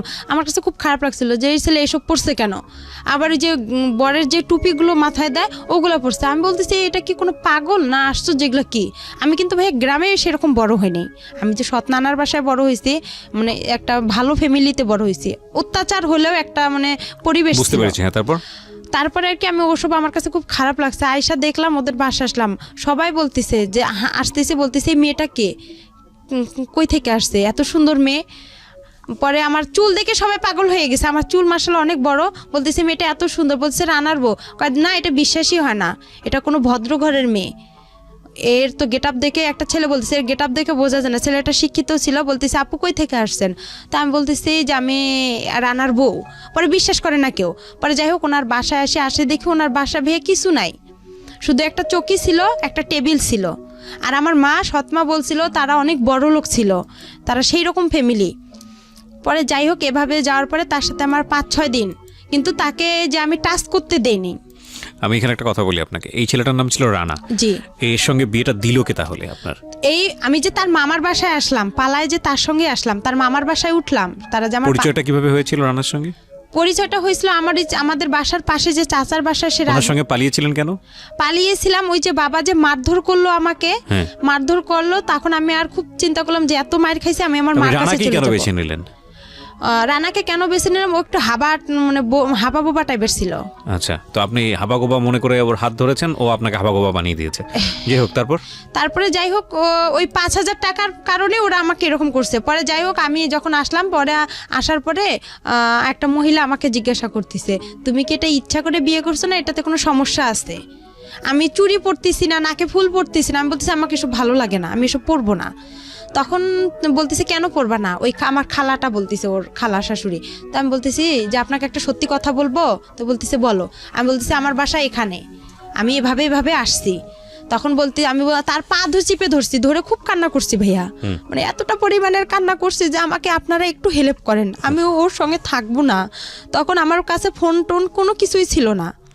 আর ওখানে আরেকটা বিষয় যে আমি যখন ওই ছেলেটা আমার ঘরে একা টাচ করতে গেছিলো ভাইয়া, আমি বললাম যে আপনি আমাকে টাচ করেন, আপনার সাথে তো আমার বিয়ের কথা না, আপনি তো আমাকে মার কাছে রেখে আসবেন, আপনি কেন এসব করতেছেন? তখন বললো যে আপনার বাবাকে ডাক দিব।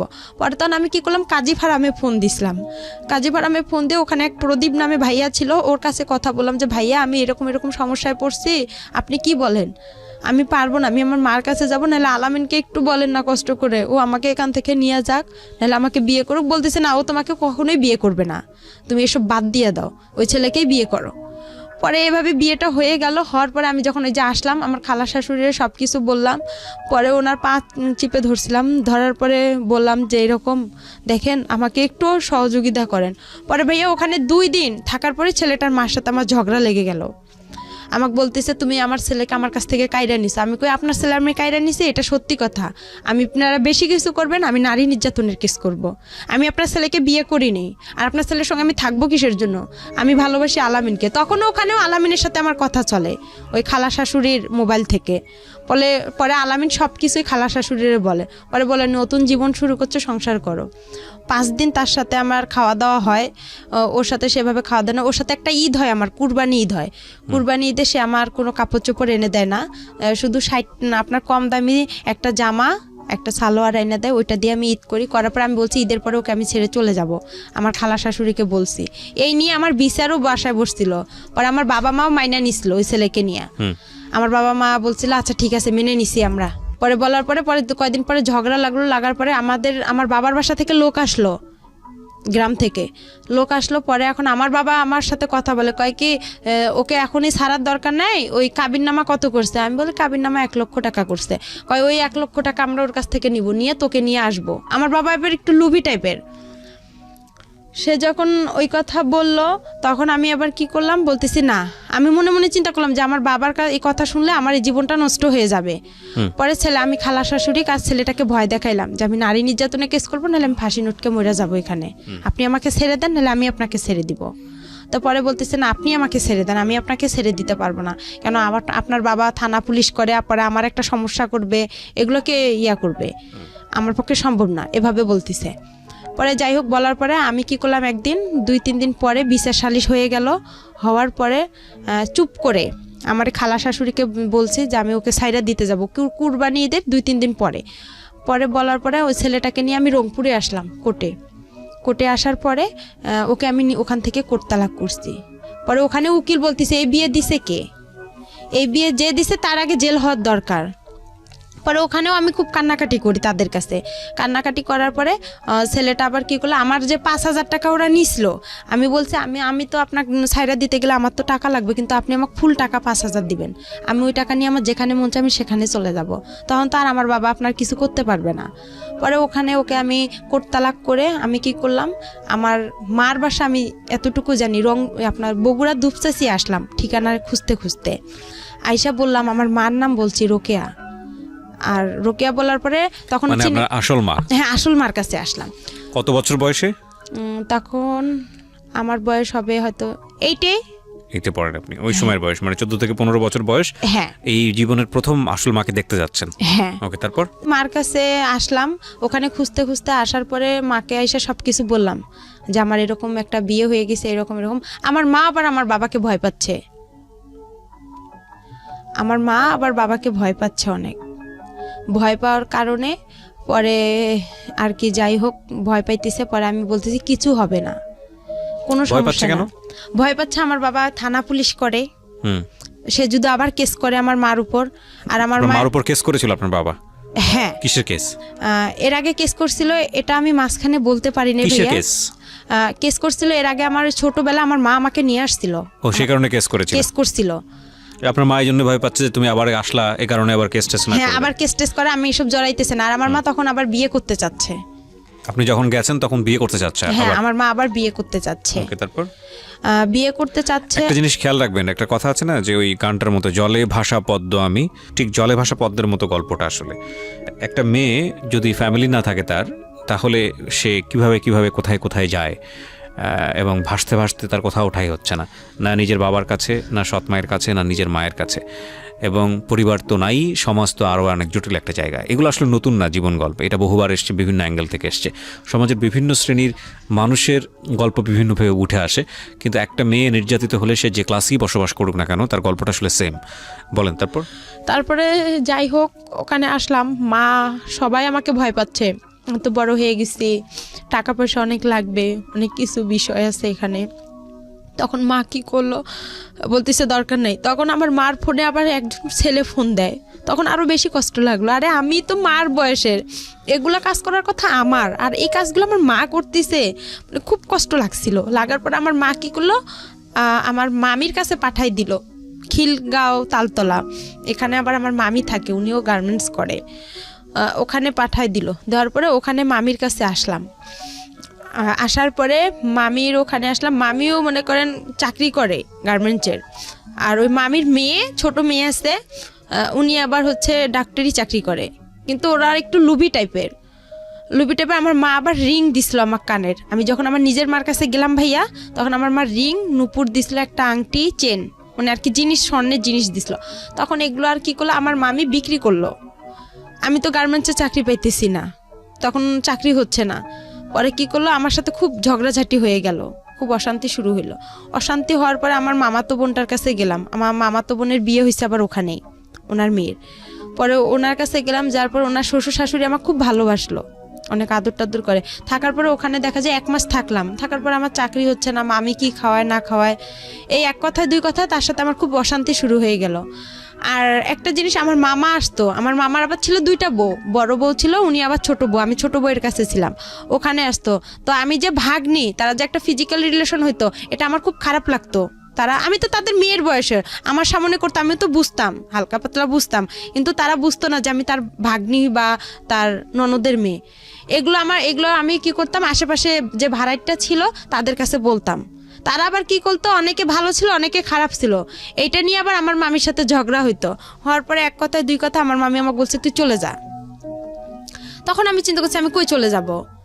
তখন আমি কি করলাম, ওই যে আমার যে মামাতো বোন আছে, ওর বাসা হচ্ছে আপনার মগবাজারে, ওই মগবাজারে ওর আবার শাশুড়ির বাসার পরের আরেকটা বাসা আছে, ওই আন্টিকে বললাম যে আন্টি এরকম ওখানে তো আমার হচ্ছে না, তা আপনি আমাকে এদিকে একটা মেস ভাড়া করে দেন, আমি যাই হোক যা বিক্রি করে হলেও দিব, আমার যা কাপড় চোপড় আছে বা যাই হোক মানুষের বাসায় কাজ করে হলেও থাকবো, কিন্তু ওখানে আমি থাকতে পারবো না। আর আমার মামির মানে কিছু রং ছিল। তারপরে যাই হোক এভাবে আমি ওখান থেকে ওখানে আরেকটা বাসায় আসলাম। আসার পরে ওখানে আর আমি কি বিদেশ যে মানুষ পাঠায়, বিদেশ বাসা পাইলাম। মামির বাসা থেকে আরেক মেসে আসলাম, ওই মহিলা আবার আমাকে নিবেন। ওখানে আমার মামাতো বোন আমাকে অনেক মারছিল, মারার পরে ওই ওখানে আসলাম। আসার পরে আর কি যাই হোক ওখান থেকে আমি এক গার্মেন্টসের চাকরি পাইলাম। পাওয়ার পরে আবার আমি কি বিদেশে যে মহিলাদেরকে পাঠায় মেয়েদেরকে, তা আমি এতটা বুঝতাম না। পরে ওখান থেকে মানুষের খোঁজে খোঁজে পাইলাম যে মেয়েদেরকে বিদেশে পাঠায় আপনার ডান্সের জন্য। তো আমি আবার ডান্স পারি, তা আমি ভাবলাম যে আমি যদি ডান্সে যাই দুবাইয়ে, তাহলে তো আমি ভালো টাকা ইনকাম করতে পারবো, আমি তো ডান্স পারি। পরে ওই বাসায়, আমি যে বাসা থেকে, ওই বাসায় আন্টি বলতিছে যে তুমি খারাপ জায়গায় যাবা, আমার বাসা থেকে এখনই চলে যাও, বের হয়ে যাও। তখন আমি আবার ওই কাজী ফারামে আলামিনের সাথে আমার এসব সব বন্ধ হয়ে গেল। এই আপনি বর্তমানে আপনার হাজবেন্ডকে নিয়ে স্টুডিওতে আসছেন, ওনাকে বিয়ে করেছেন কত বছর যাবত? ওনার বিয়ে করে আমার 3 বছর হয়ে গেছে। 3 বছর হয়ে গেছে। এনার সঙ্গেও কি আপনার এই ভদ্রমহিলা যার গল্প বলছিলেন তিনি বিয়ে দিয়ে দেয়? হ্যাঁ, তিনি আমাকে বিয়ে দিয়ে দিয়েছে। তো ইনি বিয়ে দিয়ে দেয় এবং 3 বছর সংসার করছেন তার সঙ্গে। তিনি কি জানে, পুরো গল্পটা জানে আপনি আজকে যেটা বললেন এখানে? হ্যাঁ, সে পুরো আমার ইতিহাসটা জানে, আমি তাকে সম্পূর্ণ খুলে বলছি। আর সে আমার একটা কথার কারণে নাকি সে আমাকে বিয়ে করছে।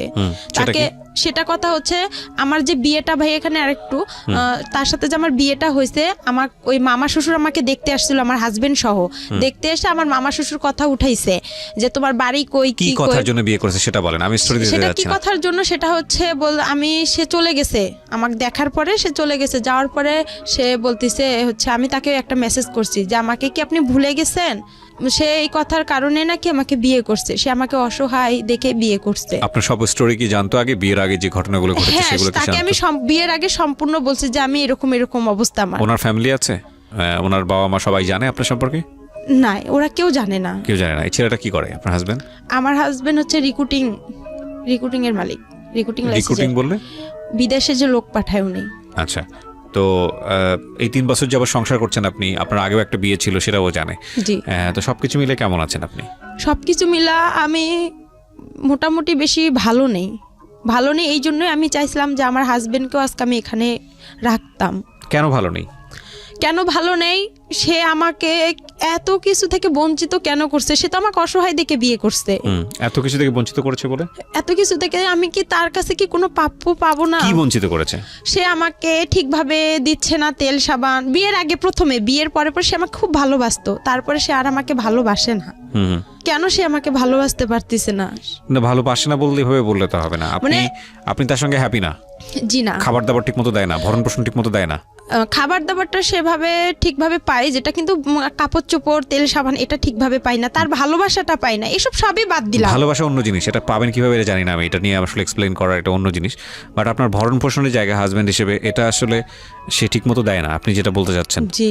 এটা সে অন্য মেয়েদের সাথে কথা বলে, কেন সে এসব করে, কিসের জন্য করে, কেন? এটা অন্য ডাইমেনশন। আমি এই জায়গাটায় নাই বাজাই, আমি বরং আপনার হাজবেন্ড এতটুকু শুনলে হয়তো সে মন খারাপ করবে, তার সেই জায়গাটা থেকে আমি বরং এটা বলবো যে এগুলো না বলাটাই ভালো পাবলিকলি, কারণ যেহেতু আপনি এক্সিস্টিং তার সঙ্গে আছেন, এই বিষয়গুলো আপনাদের নিজেদের মধ্যে মিটিগেট করে ফেলাটা না। আমি এখানে আরেকটা কথা বলতে চাই যে আমি যেরকম, আমি তো ভাইয়া সম্পূর্ণ কথা, আমি যেরকম আজকে পরিস্থিতিতে আছি, আমি শুধু একটা কথাই বলতে চাই যে আমি যে ভুলগুলো করছি এই ভুলগুলো আপনার যাতে, ভুল কি এখানে?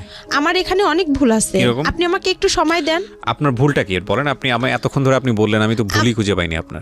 আমার ভুল হচ্ছে প্রথমত আমি যে আলামিনের সাথে সম্পর্কটা করছি এটা প্রথমত ভুল। আমি ভালোভাবে যদি নিজের একটু চেষ্টা করতাম। আমি একটু শুনাই আপনাকে, এবার আপনি একটু মনোযোগ দিয়ে শুনেন, বলাটাই মুখ্য না, মূল বিষয়টা আসলে হলো আপনার গল্পটা উঠে এসছে। এই যে 1-1.5-2 ঘন্টা আপনি এখানে বললেন, মূল গল্পটা উঠে এসছে। একটা যেটা হচ্ছে আপনি একটা ভালো ফ্যামিলি পাননি, প্রথম সমস্যাই ছিল এটা। আপনি যদি একটা ভালো ফ্যামিলি পেতেন, আপনার যদি গাইড করার মতো মানুষ থাকতো, তাহলে আপনার জীবনটা অন্যরকম হতে পারতো।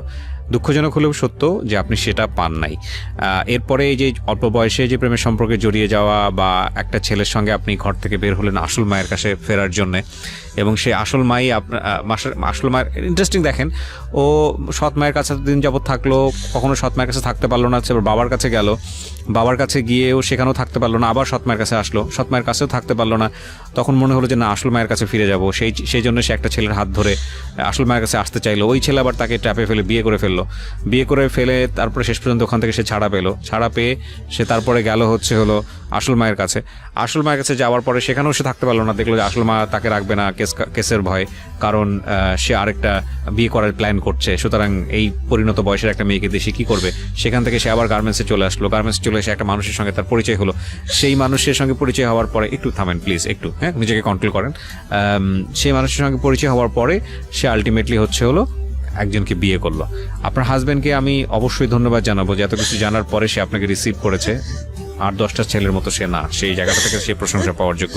ঠিক আছে, ওনার জীবনে ভয়ঙ্কর রকমভাবে কষ্ট আছে, এটা অস্বীকার করার কোনো উপায় নাই।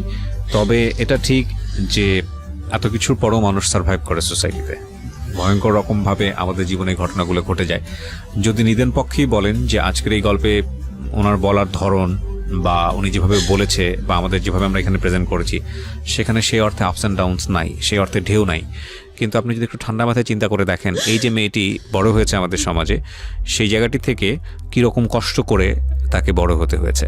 আচ্ছা, কিন্তু ও আমার সাথে সম্পর্ক করতে চায় না। তারপরেও আমার কেন যেন ওকে আবার ভালো লেগে যায়। প্রথমে ওকে আমি দেখতে পাইতাম না, ওকে মানে খুব খারাপ লাগতো। আমি বলতাম যে তোর গা, ও যদি ছুটিতে আসতো ওদের বাসায় আমি যাইতাম, তো বলতাম যে তোর গা গন্ধ করে, তুই আমার কাছে আসবি না। আর ও আমাকে মারতো, দেখতে পারতো না। আর দেখতে পারতো না বিধায় আমার বাবা ওই যে আমাকে মারধর করতো। আর আমার বাবা কোনো কিছু হলেই থানা পুলিশ যাইতো। তো ওই আমাকে বলতো যে ওচি সাহেবের মেয়ে আসছে, দারোগা সাহেবের মেয়ে আসছে, আমাদের বাসা থেকে চলে যা, তুই এখান থেকে যাইতে বলছি, যা চলে যা, এরকম করতো। ওকেও আবার আমি দেখতে পারতাম না। কিন্তু হঠাৎ করে আমার ওর সাথে এভাবে হয়ে প্রেম একটা হয়ে যাবে আমি ভাবতে পারি না। যাই হোক, ওর সাথে আমার এভাবে কথা চলতেইছে। তারপরে আমি ওখানে 1 বছর কাজটা কমপ্লিট করলাম। করার পরে ও আসলো চাকরি থেকে। আমি আবার চাকরিতে যাব, আপনার স্যারেরা চাকরিতে দিবে। আমার বাসা থেকে কেউ আমাকে চাকরিতে যাইতে দিবে না, আমার সৎমা যাইতে দিবে না, বিয়ে দিয়ে দিবে আমার। বলতেছে বাহিরে মানুষ যাওয়া ভালো না।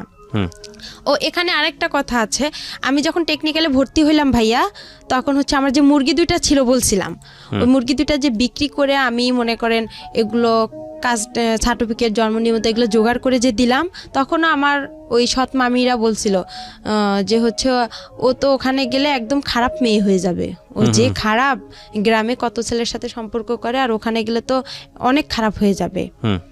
তা আমি তাদেরকে বলছি যে আমি ওখানে গেলে কিছুই করব না, কেন আমি মনে মনে তো আলামিনের সঙ্গে কথা বলি। তখন আর আমি ওখানে কারোর সাথে সম্পর্ক করব। পরে আমার বাসা থেকে কিন্তু যাইতে দিবে না, টেকনিক্যালি কেউ ভর্তি হইতে দিবে না। আমার মাকে এ আইসা ও আইসা সবাই কানাকানি করে, আর আমার মা আমাকে অনেক মারধর করতো। পরে আমি স্যারদের হাত পা ধরছিলাম, এমন কি আমার স্যারের হেড স্যারের পা পর্যন্ত চিপে ধরছি, ধরে বলছি স্যার আপনি আমার বাসায় গিয়ে একটু বললে হয়তো বা আমার মা রাজি হবে। পরে যাই হোক, স্যার আইসা কিন্তু বলার কারণে আমার মা রাজি হয়েছিল।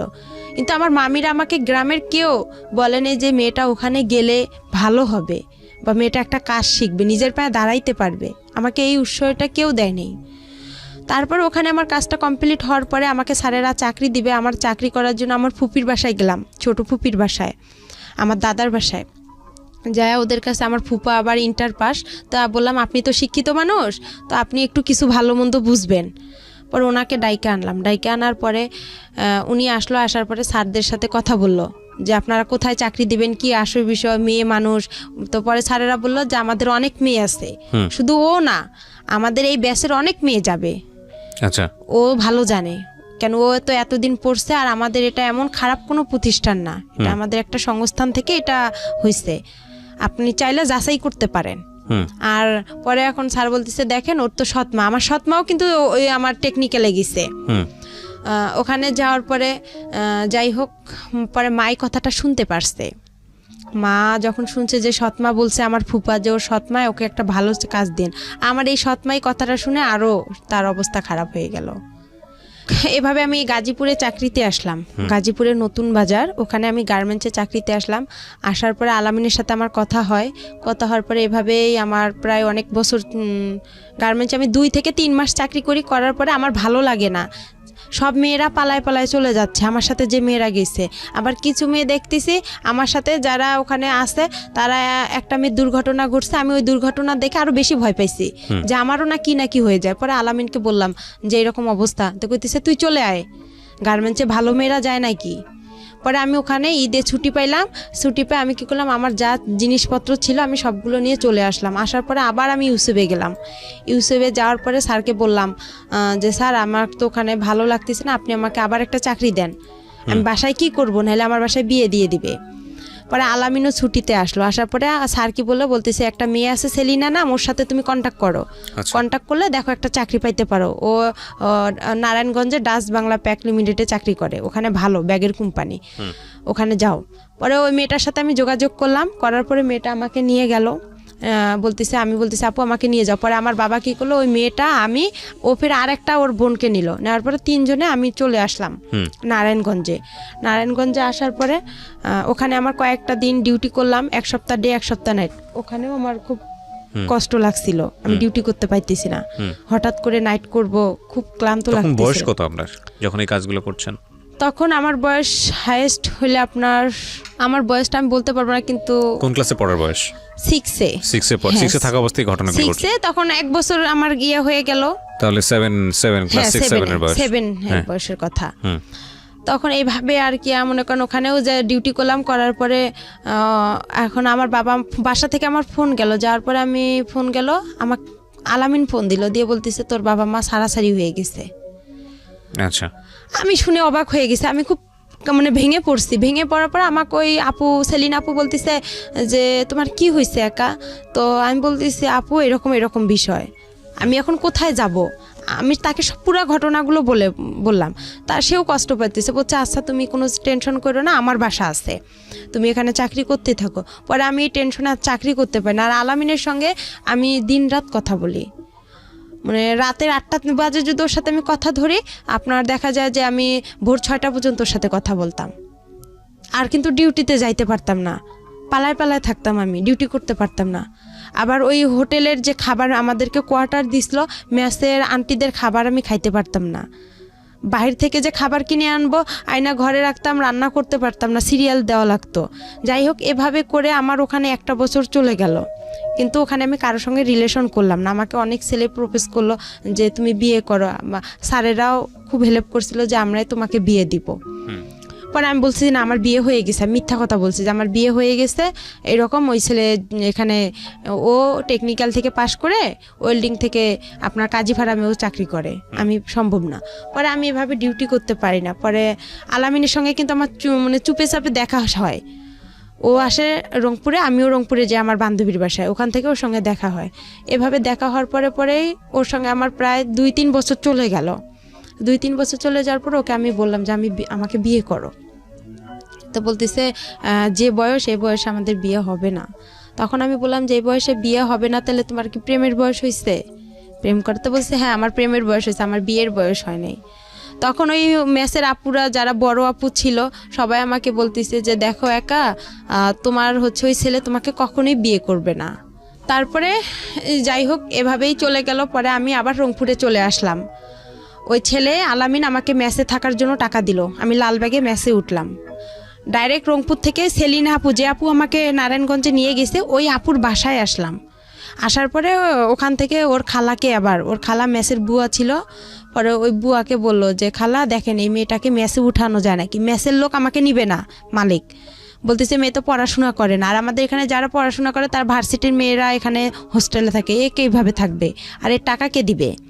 পরে খালা আবার বলতেছে দেখেন ওই মেয়ের বিয়ে হয়ে গেছে, শ্বশুর বাসা থেকে মেনে নিচ্ছে না, আপনি দেখেন একটু। পরে যাই হোক উনি আমাকে উঠাইলো, উঠার পরে 2-3 মাস আমাকে আলামিন মেসের সিট ভাড়া দিল, আমার খাওয়া খরচ দিল। পাশে আবার ওখানে থাকতে থাকতেই পাশের রুম লাবণী আপু আছে, লাবণী আপুর সাথে আমার খুব পরিচিত, উনি আবার রোকেয়া ভার্সিটিতে পড়ে। পরে আপুকে সব কথা বললাম, পরে আপু বলতেছে ওই ছেলে তোমাকে কখনোই বিয়ে করবে না, ও একটা ফালতু ছেলে, তুমি এসব বাদ দাও।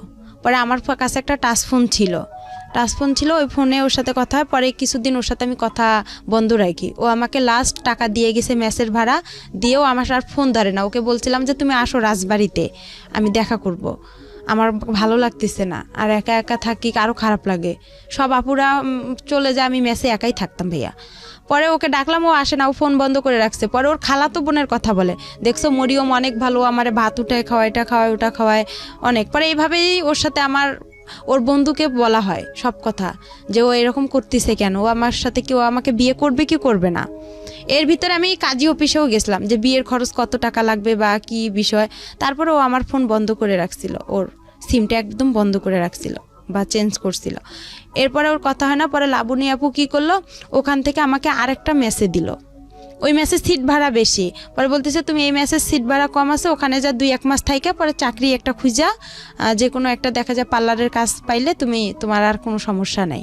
পরে মেসে গেলাম, ওই মেসেও আর আমাকে নিচ্ছে না, বলতেছে তোমার বাসা কই কি কই। পরে আমি ঠিকানা দিলাম, আমার বাসা নীলফামারী, আমি মডেলে পড়ি। এই ঠিকানা অনুযায়ী আমি ওখানে থাকলাম। থাকার পরে 1 মাসও থাকলাম না, থাকার পরে লাবণী আপুর সাথে আবার যোগাযোগ করলাম যে আপু দেখেন। পরে পার্লারের কাজের জন্য লাবণী আপু, আমি আর একটা আপু, হাসি আপু ছিল, 3 জনেই ওরা আমার একটা চাকরির জন্য খুব চেষ্টা করলো। পরে সারাদিন হাঁটাহাঁটি করলাম, কোনো পার্লারে নিচ্ছে না আমাকে, আমি কাজ জানি না, আর ছোট মানুষ, বলতেছে ও কী কাজ পাবে, এ বয়সেও কাজ পাবে না। পরে এই কথা বলার পরে আমি আবার কি করলাম, ওরা লাবণী আপু বলতেছে একটা পাইলাম, পার্লারে একটা কাজ পাইলাম, ওনার নাকি মেয়ে নাই। তো বলতেছে আমারও তো মেয়ে নাই, আর আমার যে মেয়ে পার্লারে কাজ করে উনিও ধর্ম মেয়ে ওনার। তো বলতেছে আচ্ছা ওই মেয়ে আবার আমাকে নিবে না, যার পার্লার সে আমাকে নিবে না, বলতেছে না আমি তোমাকে নিব না। প্রথমে বলছে নিবে, তারপরে বলতেছে যে না নিবে না। পরে এখন আমি যে বলছে নিবে, তে আমি কি করলাম, তাড়াতাড়ি করে মেসে গেলাম, গিয়ে আমার যে বালিশ খেতা ছিল, কাপড় চোপড় ছিল, আমি ওগুলা নিয়ে রিক্সা নিয়ে তাড়াতাড়ি করে ওনার বাসা রওনা দিলাম। লাবণী আপু বলতেছে আচ্ছা তুমি দ্রুত চলে আসো, যখন না নিবে ওরা তো তোমাকে বের করে দিতে পারবে না, ওখানেই থাকবা তুমি। পরে আমি চলে আসলাম, হাফ রাস্তায় আসছি, ওই আপু আমাকে ফোন দিছে, দিয়ে বলতেছে যে না তুমি আইসো না, তোমাকে আমি নিব না, আমার লোক আসছে। পরে আমি বলছি আপু আমি তো বাসায় আপনার এসে গেছি, লালবাগ রেলগেটে ওনার বাসা। পরে আমি ওনার বাসা উঠলাম, ওনার বাবা মা খুব ভালোবাসলো আমাকে, বলতেছে আমাদের মেয়ে নাই, একটা মেয়ে, তুমিও আর একটা মেয়ে, আমাদের 2টা মেয়ে হয়ে গেল এখন। এভাবে বলার পরে ওখানে 2-3 দিন আমি পার্লারে, উনি আমাকে কাস্টমার আসে ওদের আমি একটু খেয়াল রাখি, কাজ করি, ঝাড়ু টাড়ু দেই, এভাবে যাওয়ার পরে রাতে একদিন আলামিন আমাকে ফোন দেওয়ার পরে বলতেছে তুমি কি মরো নেই? তা আমি বলছি আমি তো বিষ খাইতে ধরছিলাম, আমি মিথ্যা কথা বলছি যে আমি বিষ খাইছিলাম, এরকম অনেক পুলিশ টুলিশ আসছিল, আমি তোমার নাম বলে দিছি, ওকে আর কি এভাবে বলছি। ওই আমার পাশে যে ওই আপুর ফির একটা মেয়ে শুয়েছিল, ও আবার কি অনেক রাতে কথা বলছে, 12টা-1টার দিক দিয়ে, ও এই কথাগুলো সম্পূর্ণ শুনে ফেলে সকালবেলা ওদেরকে বলে দেওয়ার পরে ওরা আমাকে আর রাখবে না বলছে। তখন আমি কি করলাম, লাবণী আপুর কাছে গেলাম, ওরাও ভয় পাইছে যে ওর যেহেতু ওখানে জায়গা হচ্ছে না, ও তো আমাদের কাছেই চলে আসবে। পরে আপুরা আর আমার ফোন ধরে না, আমি মেসে গেলাম, যার পরে বললাম সব কিছু, বলতেছে তুমি বাসায় চলে যাও, তোমার বাসায় চলে যাও। পরে ওখান থেকে আমি বাসায় চলে আসলাম, আমার মার কাছে আসলাম। আমার মার আবার কি করছে, আবার ওরা একসঙ্গে হয়েছে, এর মাঝে যে ছাড়াছাড়ি হয়েছে, হওয়ার পরে তারা আবার একসঙ্গে হয়েছে, আমি কিন্তু জানি না, কিন্তু তাদের সাথে আমার 2-1 দিন কথা হয়েছে। হওয়ার পরে তাদেরকে আমি বললাম যে আমি তো এরকম নারায়ণগঞ্জ থেকে চলে আসছি। প্রথমে জিজ্ঞাসা করে তুমি কতগুলো টাকা ইনকাম করছো, আমার বাবা আর আমার মা জিজ্ঞাসা করে। তা আমি কই আমি তো অসুস্থ ছিলাম, আমি পারিনি ইনকাম করতে। তখন আমার মা কয় আমার ভাইয়ের ছেলের সাথেই তো সারাদিন কথা বলো, তো ইনকাম করবা কই থেকে? তখন আমি বললাম আমি অনেক অসুস্থ, আমি বাসায় যাব। পরে তারা বলতেছে আচ্ছা ঠিক আছে আসো। পরে যাই হোক আমি বাসায় আসলাম, আসার পরে আবার আমাকে ঢাকায় পাঠানো হইলো গার্মেন্টসে। আমার মা বলতেছে বাসায় থেকে কি করবা। পরে ওখানে আমার এক চাচা চাচি আছে, ওনারদের কাছে গেলাম ভাই, আমি যাই ওখানে গার্মেন্টসে ভর্তি হইলাম। গার্মেন্টসে চাকরি পাইলাম না, হ্যাঁ চাকরি পাইনি, না পাওয়ার কারণে অনেক কয়েকদিন ঘুরলাম, আমাকে কোথাও নিচ্ছে না। ওখানেও বলতেছে আমি ছোট। ওখানে আবার কয়েকদিন থাকলাম, থাকার পরে ওখানেও এক ছেলেকে পছন্দ করলাম, যে আলামিন তো আমার সাথে সম্পর্কই করতেছে না, তো ওখানে আর এক ছেলেকে পছন্দ করছিলাম। এটা আমার দাদাবাড়ির এলাকারই, নাম রতন ছিল, ছেলেটা ইন্টার পাস ছিল। ও আর কি বাসা থেকে রাগ করে গার্মেন্টসে কাজের জন্য গেছিল। পরে আমার সাথে দেখা হয়, ওকে আমি আর কি বলি যে আপনাকে আমার খুব ভালো লাগে, আমি আপনার সাথে রিলেশন করতেছি, আমি এইভাবেই ডাইরেক্ট ওনাকে বলছি। তো উনি আবার কি করছে, ওর যে ভাই ছিল, ওর খালাতো ভাই, ওর বাসার আমার বাসা একসঙ্গে, ও আবার আমার বড় আব্বার ছেলে হয়, ওর খালাতো ভাই। পরেও বলছে ও তো আলামিনের সাথে এরকম হয়ে গেছে। পরে রতন বলতেছে না, আপনি যেহেতু আগে রিলেশন করছেন আমার পক্ষে সম্ভব না। তখন ওটাও আমার ক্লোজ হয়ে গেল। পরে আমি চাকরি পাইতেছি না। পরে আমার কি ওই যে চাচা চাচির কাছে আমি থাকি, ওনারা আবার কি করলো, আমাকে ওই যে চাচার কাছে আমি প্রথমে গেছি, সে চাচা আমাকে রাতের বেলা, আমি তো চাকরি পাইনি, ওনার মেয়ে আছে, ওয়াইফ নাই, ওয়াইফ সাইরা দিছে, মেয়েটা আমার সাথে একটু বড় হবে 1 বছর, ও গার্মেন্টসের চাকরি পাইছে। ওর বাবা হঠাৎ করে রাতের বেলা, মেয়েটা ঘুমাইছে, উনি আইসা হাত দিতে চাচ্ছে মানে মুখে, মনে করছে আমি মনে ঘুমাই গেছি, কিন্তু আমি তো ঘুমাইনি।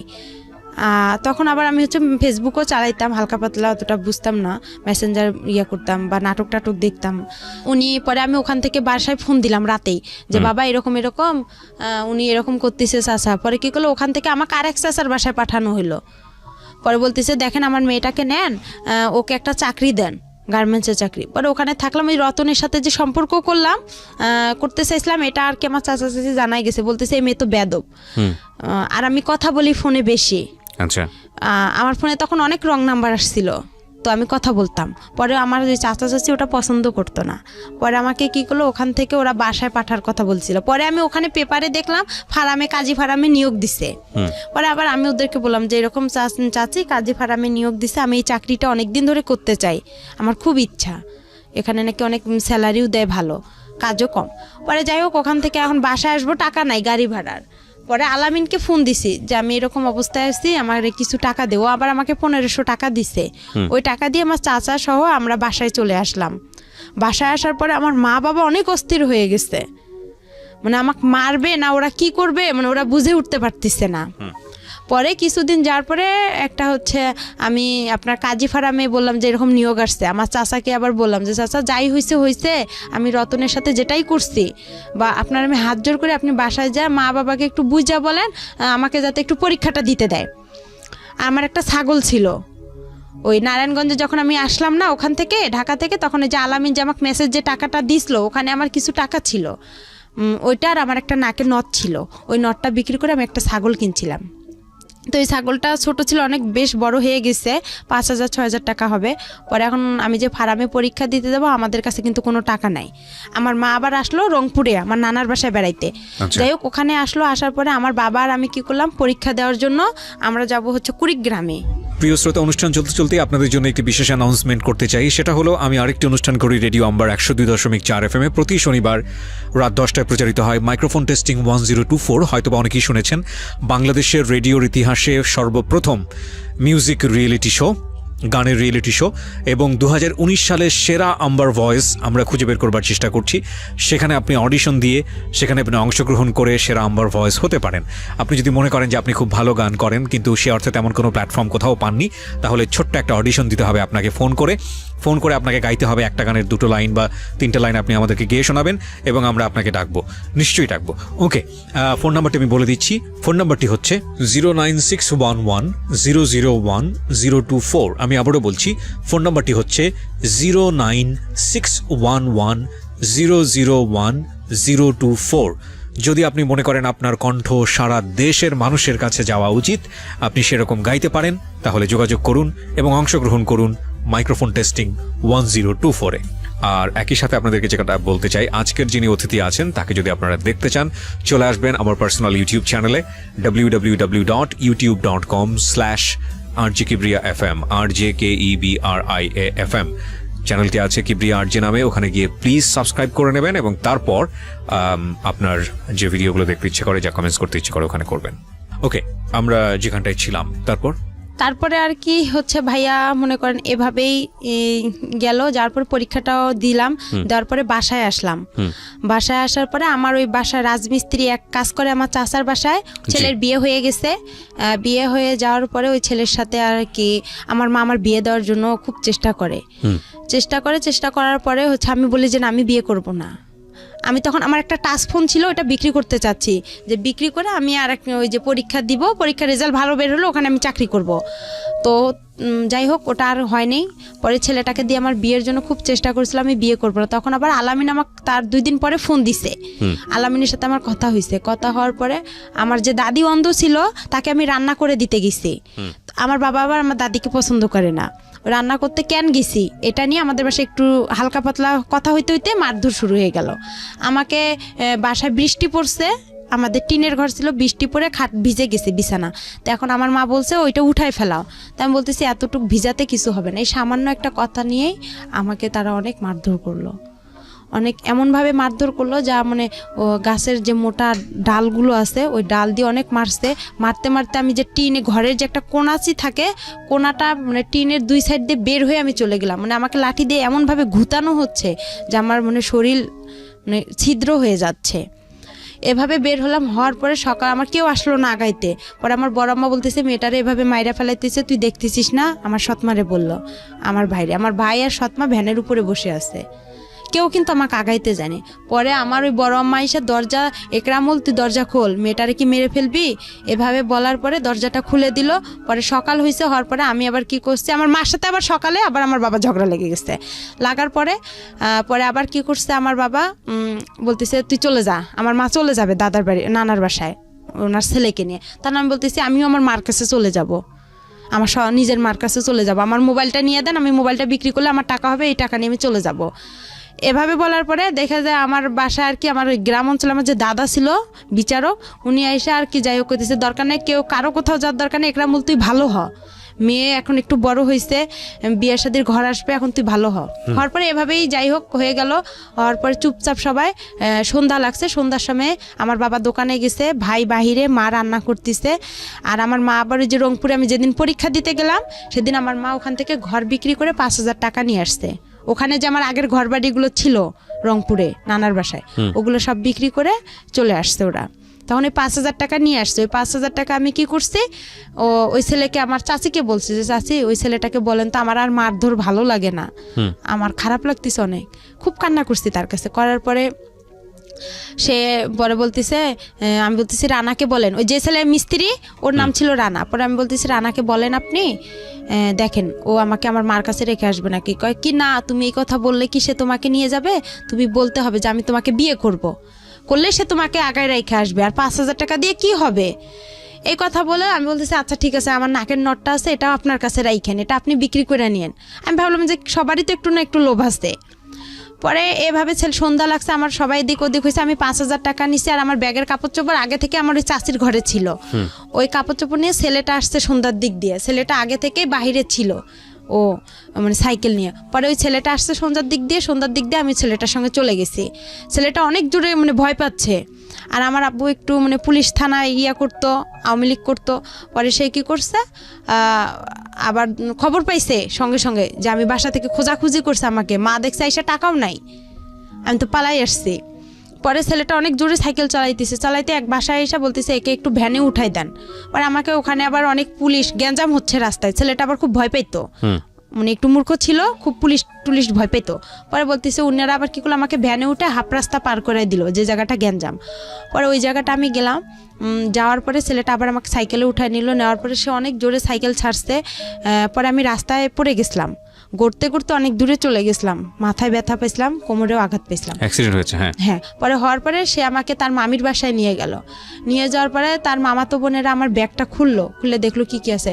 যখন 500 টাকা নোট ছিল, গ্রাম অঞ্চল, 5,000 টাকা পাইছে তারা মানে খুবই একদম খুশি হয়ে গেল। পরে আমি বলতেছি যে আমার মাথায় পানি ঢালা হইলো, আমাকে পানি খাওয়ানো হয়েছিল, হওয়ার পরে আমি একটু হালকা ভালো লাগতেছিল। পরে বলতেছে ছেলেটা আমার ঘরে একাই, ওরা সবাই বের হয়ে ছেলেটাকে আমার ঘরে রেখে আসছে। পরে ছেলেটা আমার গায়ে টাচ করতে চাচ্ছে। আমি বলতেছি আপনি আমাকে টাচ করবেন কারণ আপনাকে না আমি বলছি যে আমার মার কাছে রাখতে হবে। তো বলতেছে আপনি না বলছেন আপনার চাচিকে বিয়ে করবেন আপনি আমাকে। আমি বলতেছি আমি তো একটা ছেলেকে সম্পর্ক করি, আমি একটা ছেলেকে খুব ভালোবাসি, আর আমি আপনাকে বিয়ে করতে পারবো না, আর আপনাকে আমার ভালো লাগতে হবে। আমি তাকে এভাবে বুঝাই বলছি। আপনি কেন বুঝতেছেন? আমার সৎমাও তো আপনার সাথে বিয়ের কথা বলছে, আমি তো বলেই দিচ্ছি যে না আমি আপনাকে বিয়ে করতে পারবো না। তারপরে বলতেছে যদি না হয়, তার মামা বলতেছে, আমার ওই মামা শ্বশুর বলতেছে তাহলে তোমার বাবাকে ডাক দিব। পরে আমি বলতেছি বাবার যদি ডাক দেয় তাহলে তো আমার অবস্থা আরও খারাপ আছে, তাহলে আমার এই দুনিয়াতেই রাখবে না, তাহলে আমার কি হবে। পরে এখন ওই রাতেই যাই হোক ওরা আমাকে ওই রাতের 1টা বাজে ওরা আমাকে কাজী অফিসে নিয়ে গেল, নিয়ে যায় ওখানে আমার বিয়ে পড়াবে। পরে এখন কবুল বলতে বলছে তখন আমি একটা কবুল বলছি, আর বাকি 2টা বলিনি। না বলে আমি ইচ্ছা করেই আমি ওখানে মাথা ঘুরে পড়ে গেছি। পড়ে যাওয়ার পরে আধা ঘন্টার মতন আমি নিঃশ্বাস নেই না, মানে ওরা আমার কাছ থেকে যখন সরে যায় আমি তখন নিঃশ্বাসটা নিয়ে আবার নিঃশ্বাস বন্ধ করে রাখি। এভাবে আর কবুল বলিনি। পরে কাজী বলতেছে কবুল বলতে হবে না, আর আপনারা নিয়ে যান, সমস্যা নাই। পরে তার বাসায় আর সরাসরি আনে, তার বোনের বাসায় রাখছিল আমাকে। ওখান থেকে সকালবেলা আমাকে ওই ছেলে নিয়ে আসছে।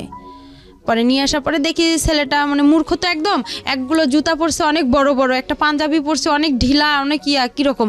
আমার কাছে খুব খারাপ লাগছিল যে এই ছেলে এসব পরছে কেন। আবার ওই যে বরের যে টুপিগুলো মাথায় দেয় ওগুলো পরছে। আমি বলতেছি এটা কি কোনো পাগল না আশ্চর্য, যেগুলো কি।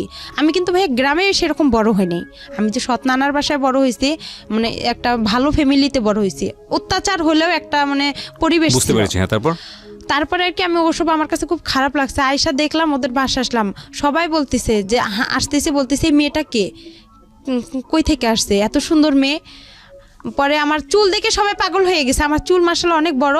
বলতেছে মেয়েটা এত সুন্দর, বলছে রানার বউ। না এটা বিশ্বাসই হয় না, এটা কোনো ভদ্র ঘরের মেয়ে। এর তো গেট আপ দেখে একটা ছেলে বলতেছে, এর গেট আপ দেখে বোঝা যায় না। ছেলেটা শিক্ষিত ছিল, বলতেছে আপু কই থেকে আসছেন। তা আমি বলতেছি যে আমি রানার বউ। পরে বিশ্বাস করে না কেউ। পরে যাই হোক ওনার বাসায় আসে দেখি ওনার বাসা ভেয়ে কিছু নাই, শুধু একটা চৌকি ছিল, একটা টেবিল ছিল। আর আমার মা সৎমা বলছিল তারা অনেক বড় লোক ছিল, তারা সেই রকম ফ্যামিলি। পরে যাই হোক এভাবে যাওয়ার পরে তার সাথে আমার 5-6 দিন, কিন্তু তাকে যে আমি টাচ করতে দেইনি। আমি এখানে একটা কথা বলি আপনাকে, এই ছেলেটার নাম ছিল রানা। জি। এর সঙ্গে বিয়েটা দিল কে তাহলে আপনার? আমি যে তার মামার বাসায় আসলাম, পালায় যে তার সঙ্গে আসলাম, তার মামার বাসায় উঠলাম। তারা যে আমার পরিচয়টা কিভাবে হয়েছিল রানার সঙ্গে? পরিচয়টা হয়েছিল আমাদের বাসার পাশে যে চাচার বাসা, সে রানার সঙ্গে পালিয়েছিলেন কেন? পালিয়েছিলাম ওই যে বাবা যে মারধর করলো আমাকে, মারধর করলো, তখন আমি আর খুব চিন্তা করলাম যে এত মার খাইছি, আমি আমার মার কাছে চলে যাব। কেন বেছে নিলেন রানাকে? কেন বেছে নিলাম, ও একটু মানে হাবা বোবা টাইপের ছিল। আচ্ছা, তো আপনি হাবা গোবা মনে করে ওর হাত ধরেছেন, ও আপনাকে হাবা গোবা বানিয়ে দিয়েছে। যাই হোক তারপরে যাই হোক ওই 5,000 টাকার কারণে ওরা আমাকে এরকম করছে। পরে যাই হোক আমি যখন আসলাম, পরে আসার পরে একটা মহিলা আমাকে জিজ্ঞাসা করতেছে তুমি কি এটা ইচ্ছা করে বিয়ে করছো না এটাতে কোনো সমস্যা আছে? আমি চুড়ি পরতেছি না, নাকে ফুল পরতেছি না, আমি বলতেছি আমাকে এসব ভালো লাগে না, আমি এসব পরবো না। তখন বলতেছে কেন পড়বা না? ওই আমার খালাটা বলতেছে, ওর খালা শাশুড়ি। তো আমি বলতেছি যে আপনাকে একটা সত্যি কথা বলবো? তো বলতেছে বলো। আমি বলতেছি আমার বাসা এখানে, আমি এভাবে আসছি। তখন আমি তার পা চিপে ধরছি, ধরে খুব কান্না করছি ভাইয়া, মানে এতটা পরিমাণের কান্না করছি যে আমাকে আপনারা একটু হেল্প করেন, আমি ওর সঙ্গে থাকবো না। তখন আমার কাছে ফোন টোন কোনো কিছুই ছিল না। আর ওখানে আরেকটা বিষয় যে আমি যখন ওই ছেলেটা আমার ঘরে একা টাচ করতে গেছিলো ভাইয়া, আমি বললাম যে আপনি আমাকে টাচ করেন, আপনার সাথে তো আমার বিয়ের কথা না, আপনি তো আমাকে মার কাছে রেখে আসবেন, আপনি কেন এসব করতেছেন? তখন বললো যে আপনার বাবাকে ডাক দিব। পরে তখন আমি কি করলাম, কাজী ফার্মে ফোন দিছিলাম। কাজী ফার্মে ফোন দিয়ে ওখানে এক প্রদীপ নামে ভাইয়া ছিল, ওর কাছে কথা বললাম যে ভাইয়া আমি এরকম সমস্যায় পড়ছি, আপনি কি বলেন? আমি পারবো না, আমি আমার মার কাছে যাবো, নাহলে আলামিনকে একটু বলেন না কষ্ট করে, ও আমাকে এখান থেকে নিয়ে যাক, নাহলে আমাকে বিয়ে করুক। বলতেছে না, ও তোমাকে কখনোই বিয়ে করবে না, তুমি এসব বাদ দিয়ে দাও, ওই ছেলেকেই বিয়ে করো। পরে এভাবে বিয়েটা হয়ে গেল। হওয়ার পরে আমি যখন ওই যে আসলাম, আমার খালা শাশুড়ির সব কিছু বললাম। পরে ওনার পা চিপে ধরছিলাম, ধরার পরে বললাম যে এরকম দেখেন আমাকে একটু সহযোগিতা করেন। পরে ভাইয়া ওখানে 2 দিন থাকার পরে ছেলেটার মার সাথে আমার ঝগড়া লেগে গেল। আমাকে বলতেছে তুমি আমার ছেলেকে আমার কাছ থেকে কাইরা নিছো। আমি কই আপনার ছেলে আমি কাইরা নিছি এটা সত্যি কথা, আমি আপনারা বেশি কিছু করবেন, আমি নারী নির্যাতনের কেস করব। আমি আপনার ছেলেকে বিয়ে করিনি, আর আপনার ছেলের সঙ্গে আমি থাকবো কিসের জন্য, আমি ভালোবাসি আলামিনকে। তখন ওখানেও আলামিনের সাথে আমার কথা চলে ওই খালা শাশুড়ির মোবাইল থেকে। পরে আলামিন সব কিছুই খালা শাশুড়ির বলে নতুন জীবন শুরু করছে, সংসার করো। 5 দিন তার সাথে আমার খাওয়া দাওয়া হয়, ওর সাথে সেভাবে খাওয়া দাওয়া না। ওর সাথে একটা ঈদ হয়, আমার কুরবানি ঈদ হয়। কুরবানি ঈদে সে আমার কোনো কাপড় চোপড় এনে দেয় না, শুধু আপনার কম দামি একটা জামা একটা সালোয়ার এনে দেয়, ওইটা দিয়ে আমি ঈদ করার পর আমি বলছি ঈদের পরে ওকে আমি ছেড়ে চলে যাব। আমার খালা শাশুড়িকে বলছি, এই নিয়ে আমার বিচারও বাসায় বসছিল। পরে আমার বাবা মাও মাইনা নিছিল ওই ছেলেকে নিয়ে। আমার বাবা মা বলছিল আচ্ছা ঠিক আছে মেনে নিছি আমরা। পরে বলার পরে কয়েকদিন পরে ঝগড়া লাগার পরে আমার বাবার বাসা থেকে লোক আসলো, গ্রাম থেকে লোক আসলো। পরে এখন আমার বাবা আমার সাথে কথা বলে, কয় কি ওকে এখনই ছাড়ার দরকার নাই, ওই কাবিননামা কত করছে? আমি বলি কাবিননামা 1 লক্ষ টাকা করছে। কয় ওই 1 লক্ষ টাকা আমরা ওর কাছ থেকে নিয়ে তোকে নিয়ে আসবো। আমার বাবা এবার একটু লুভি টাইপের,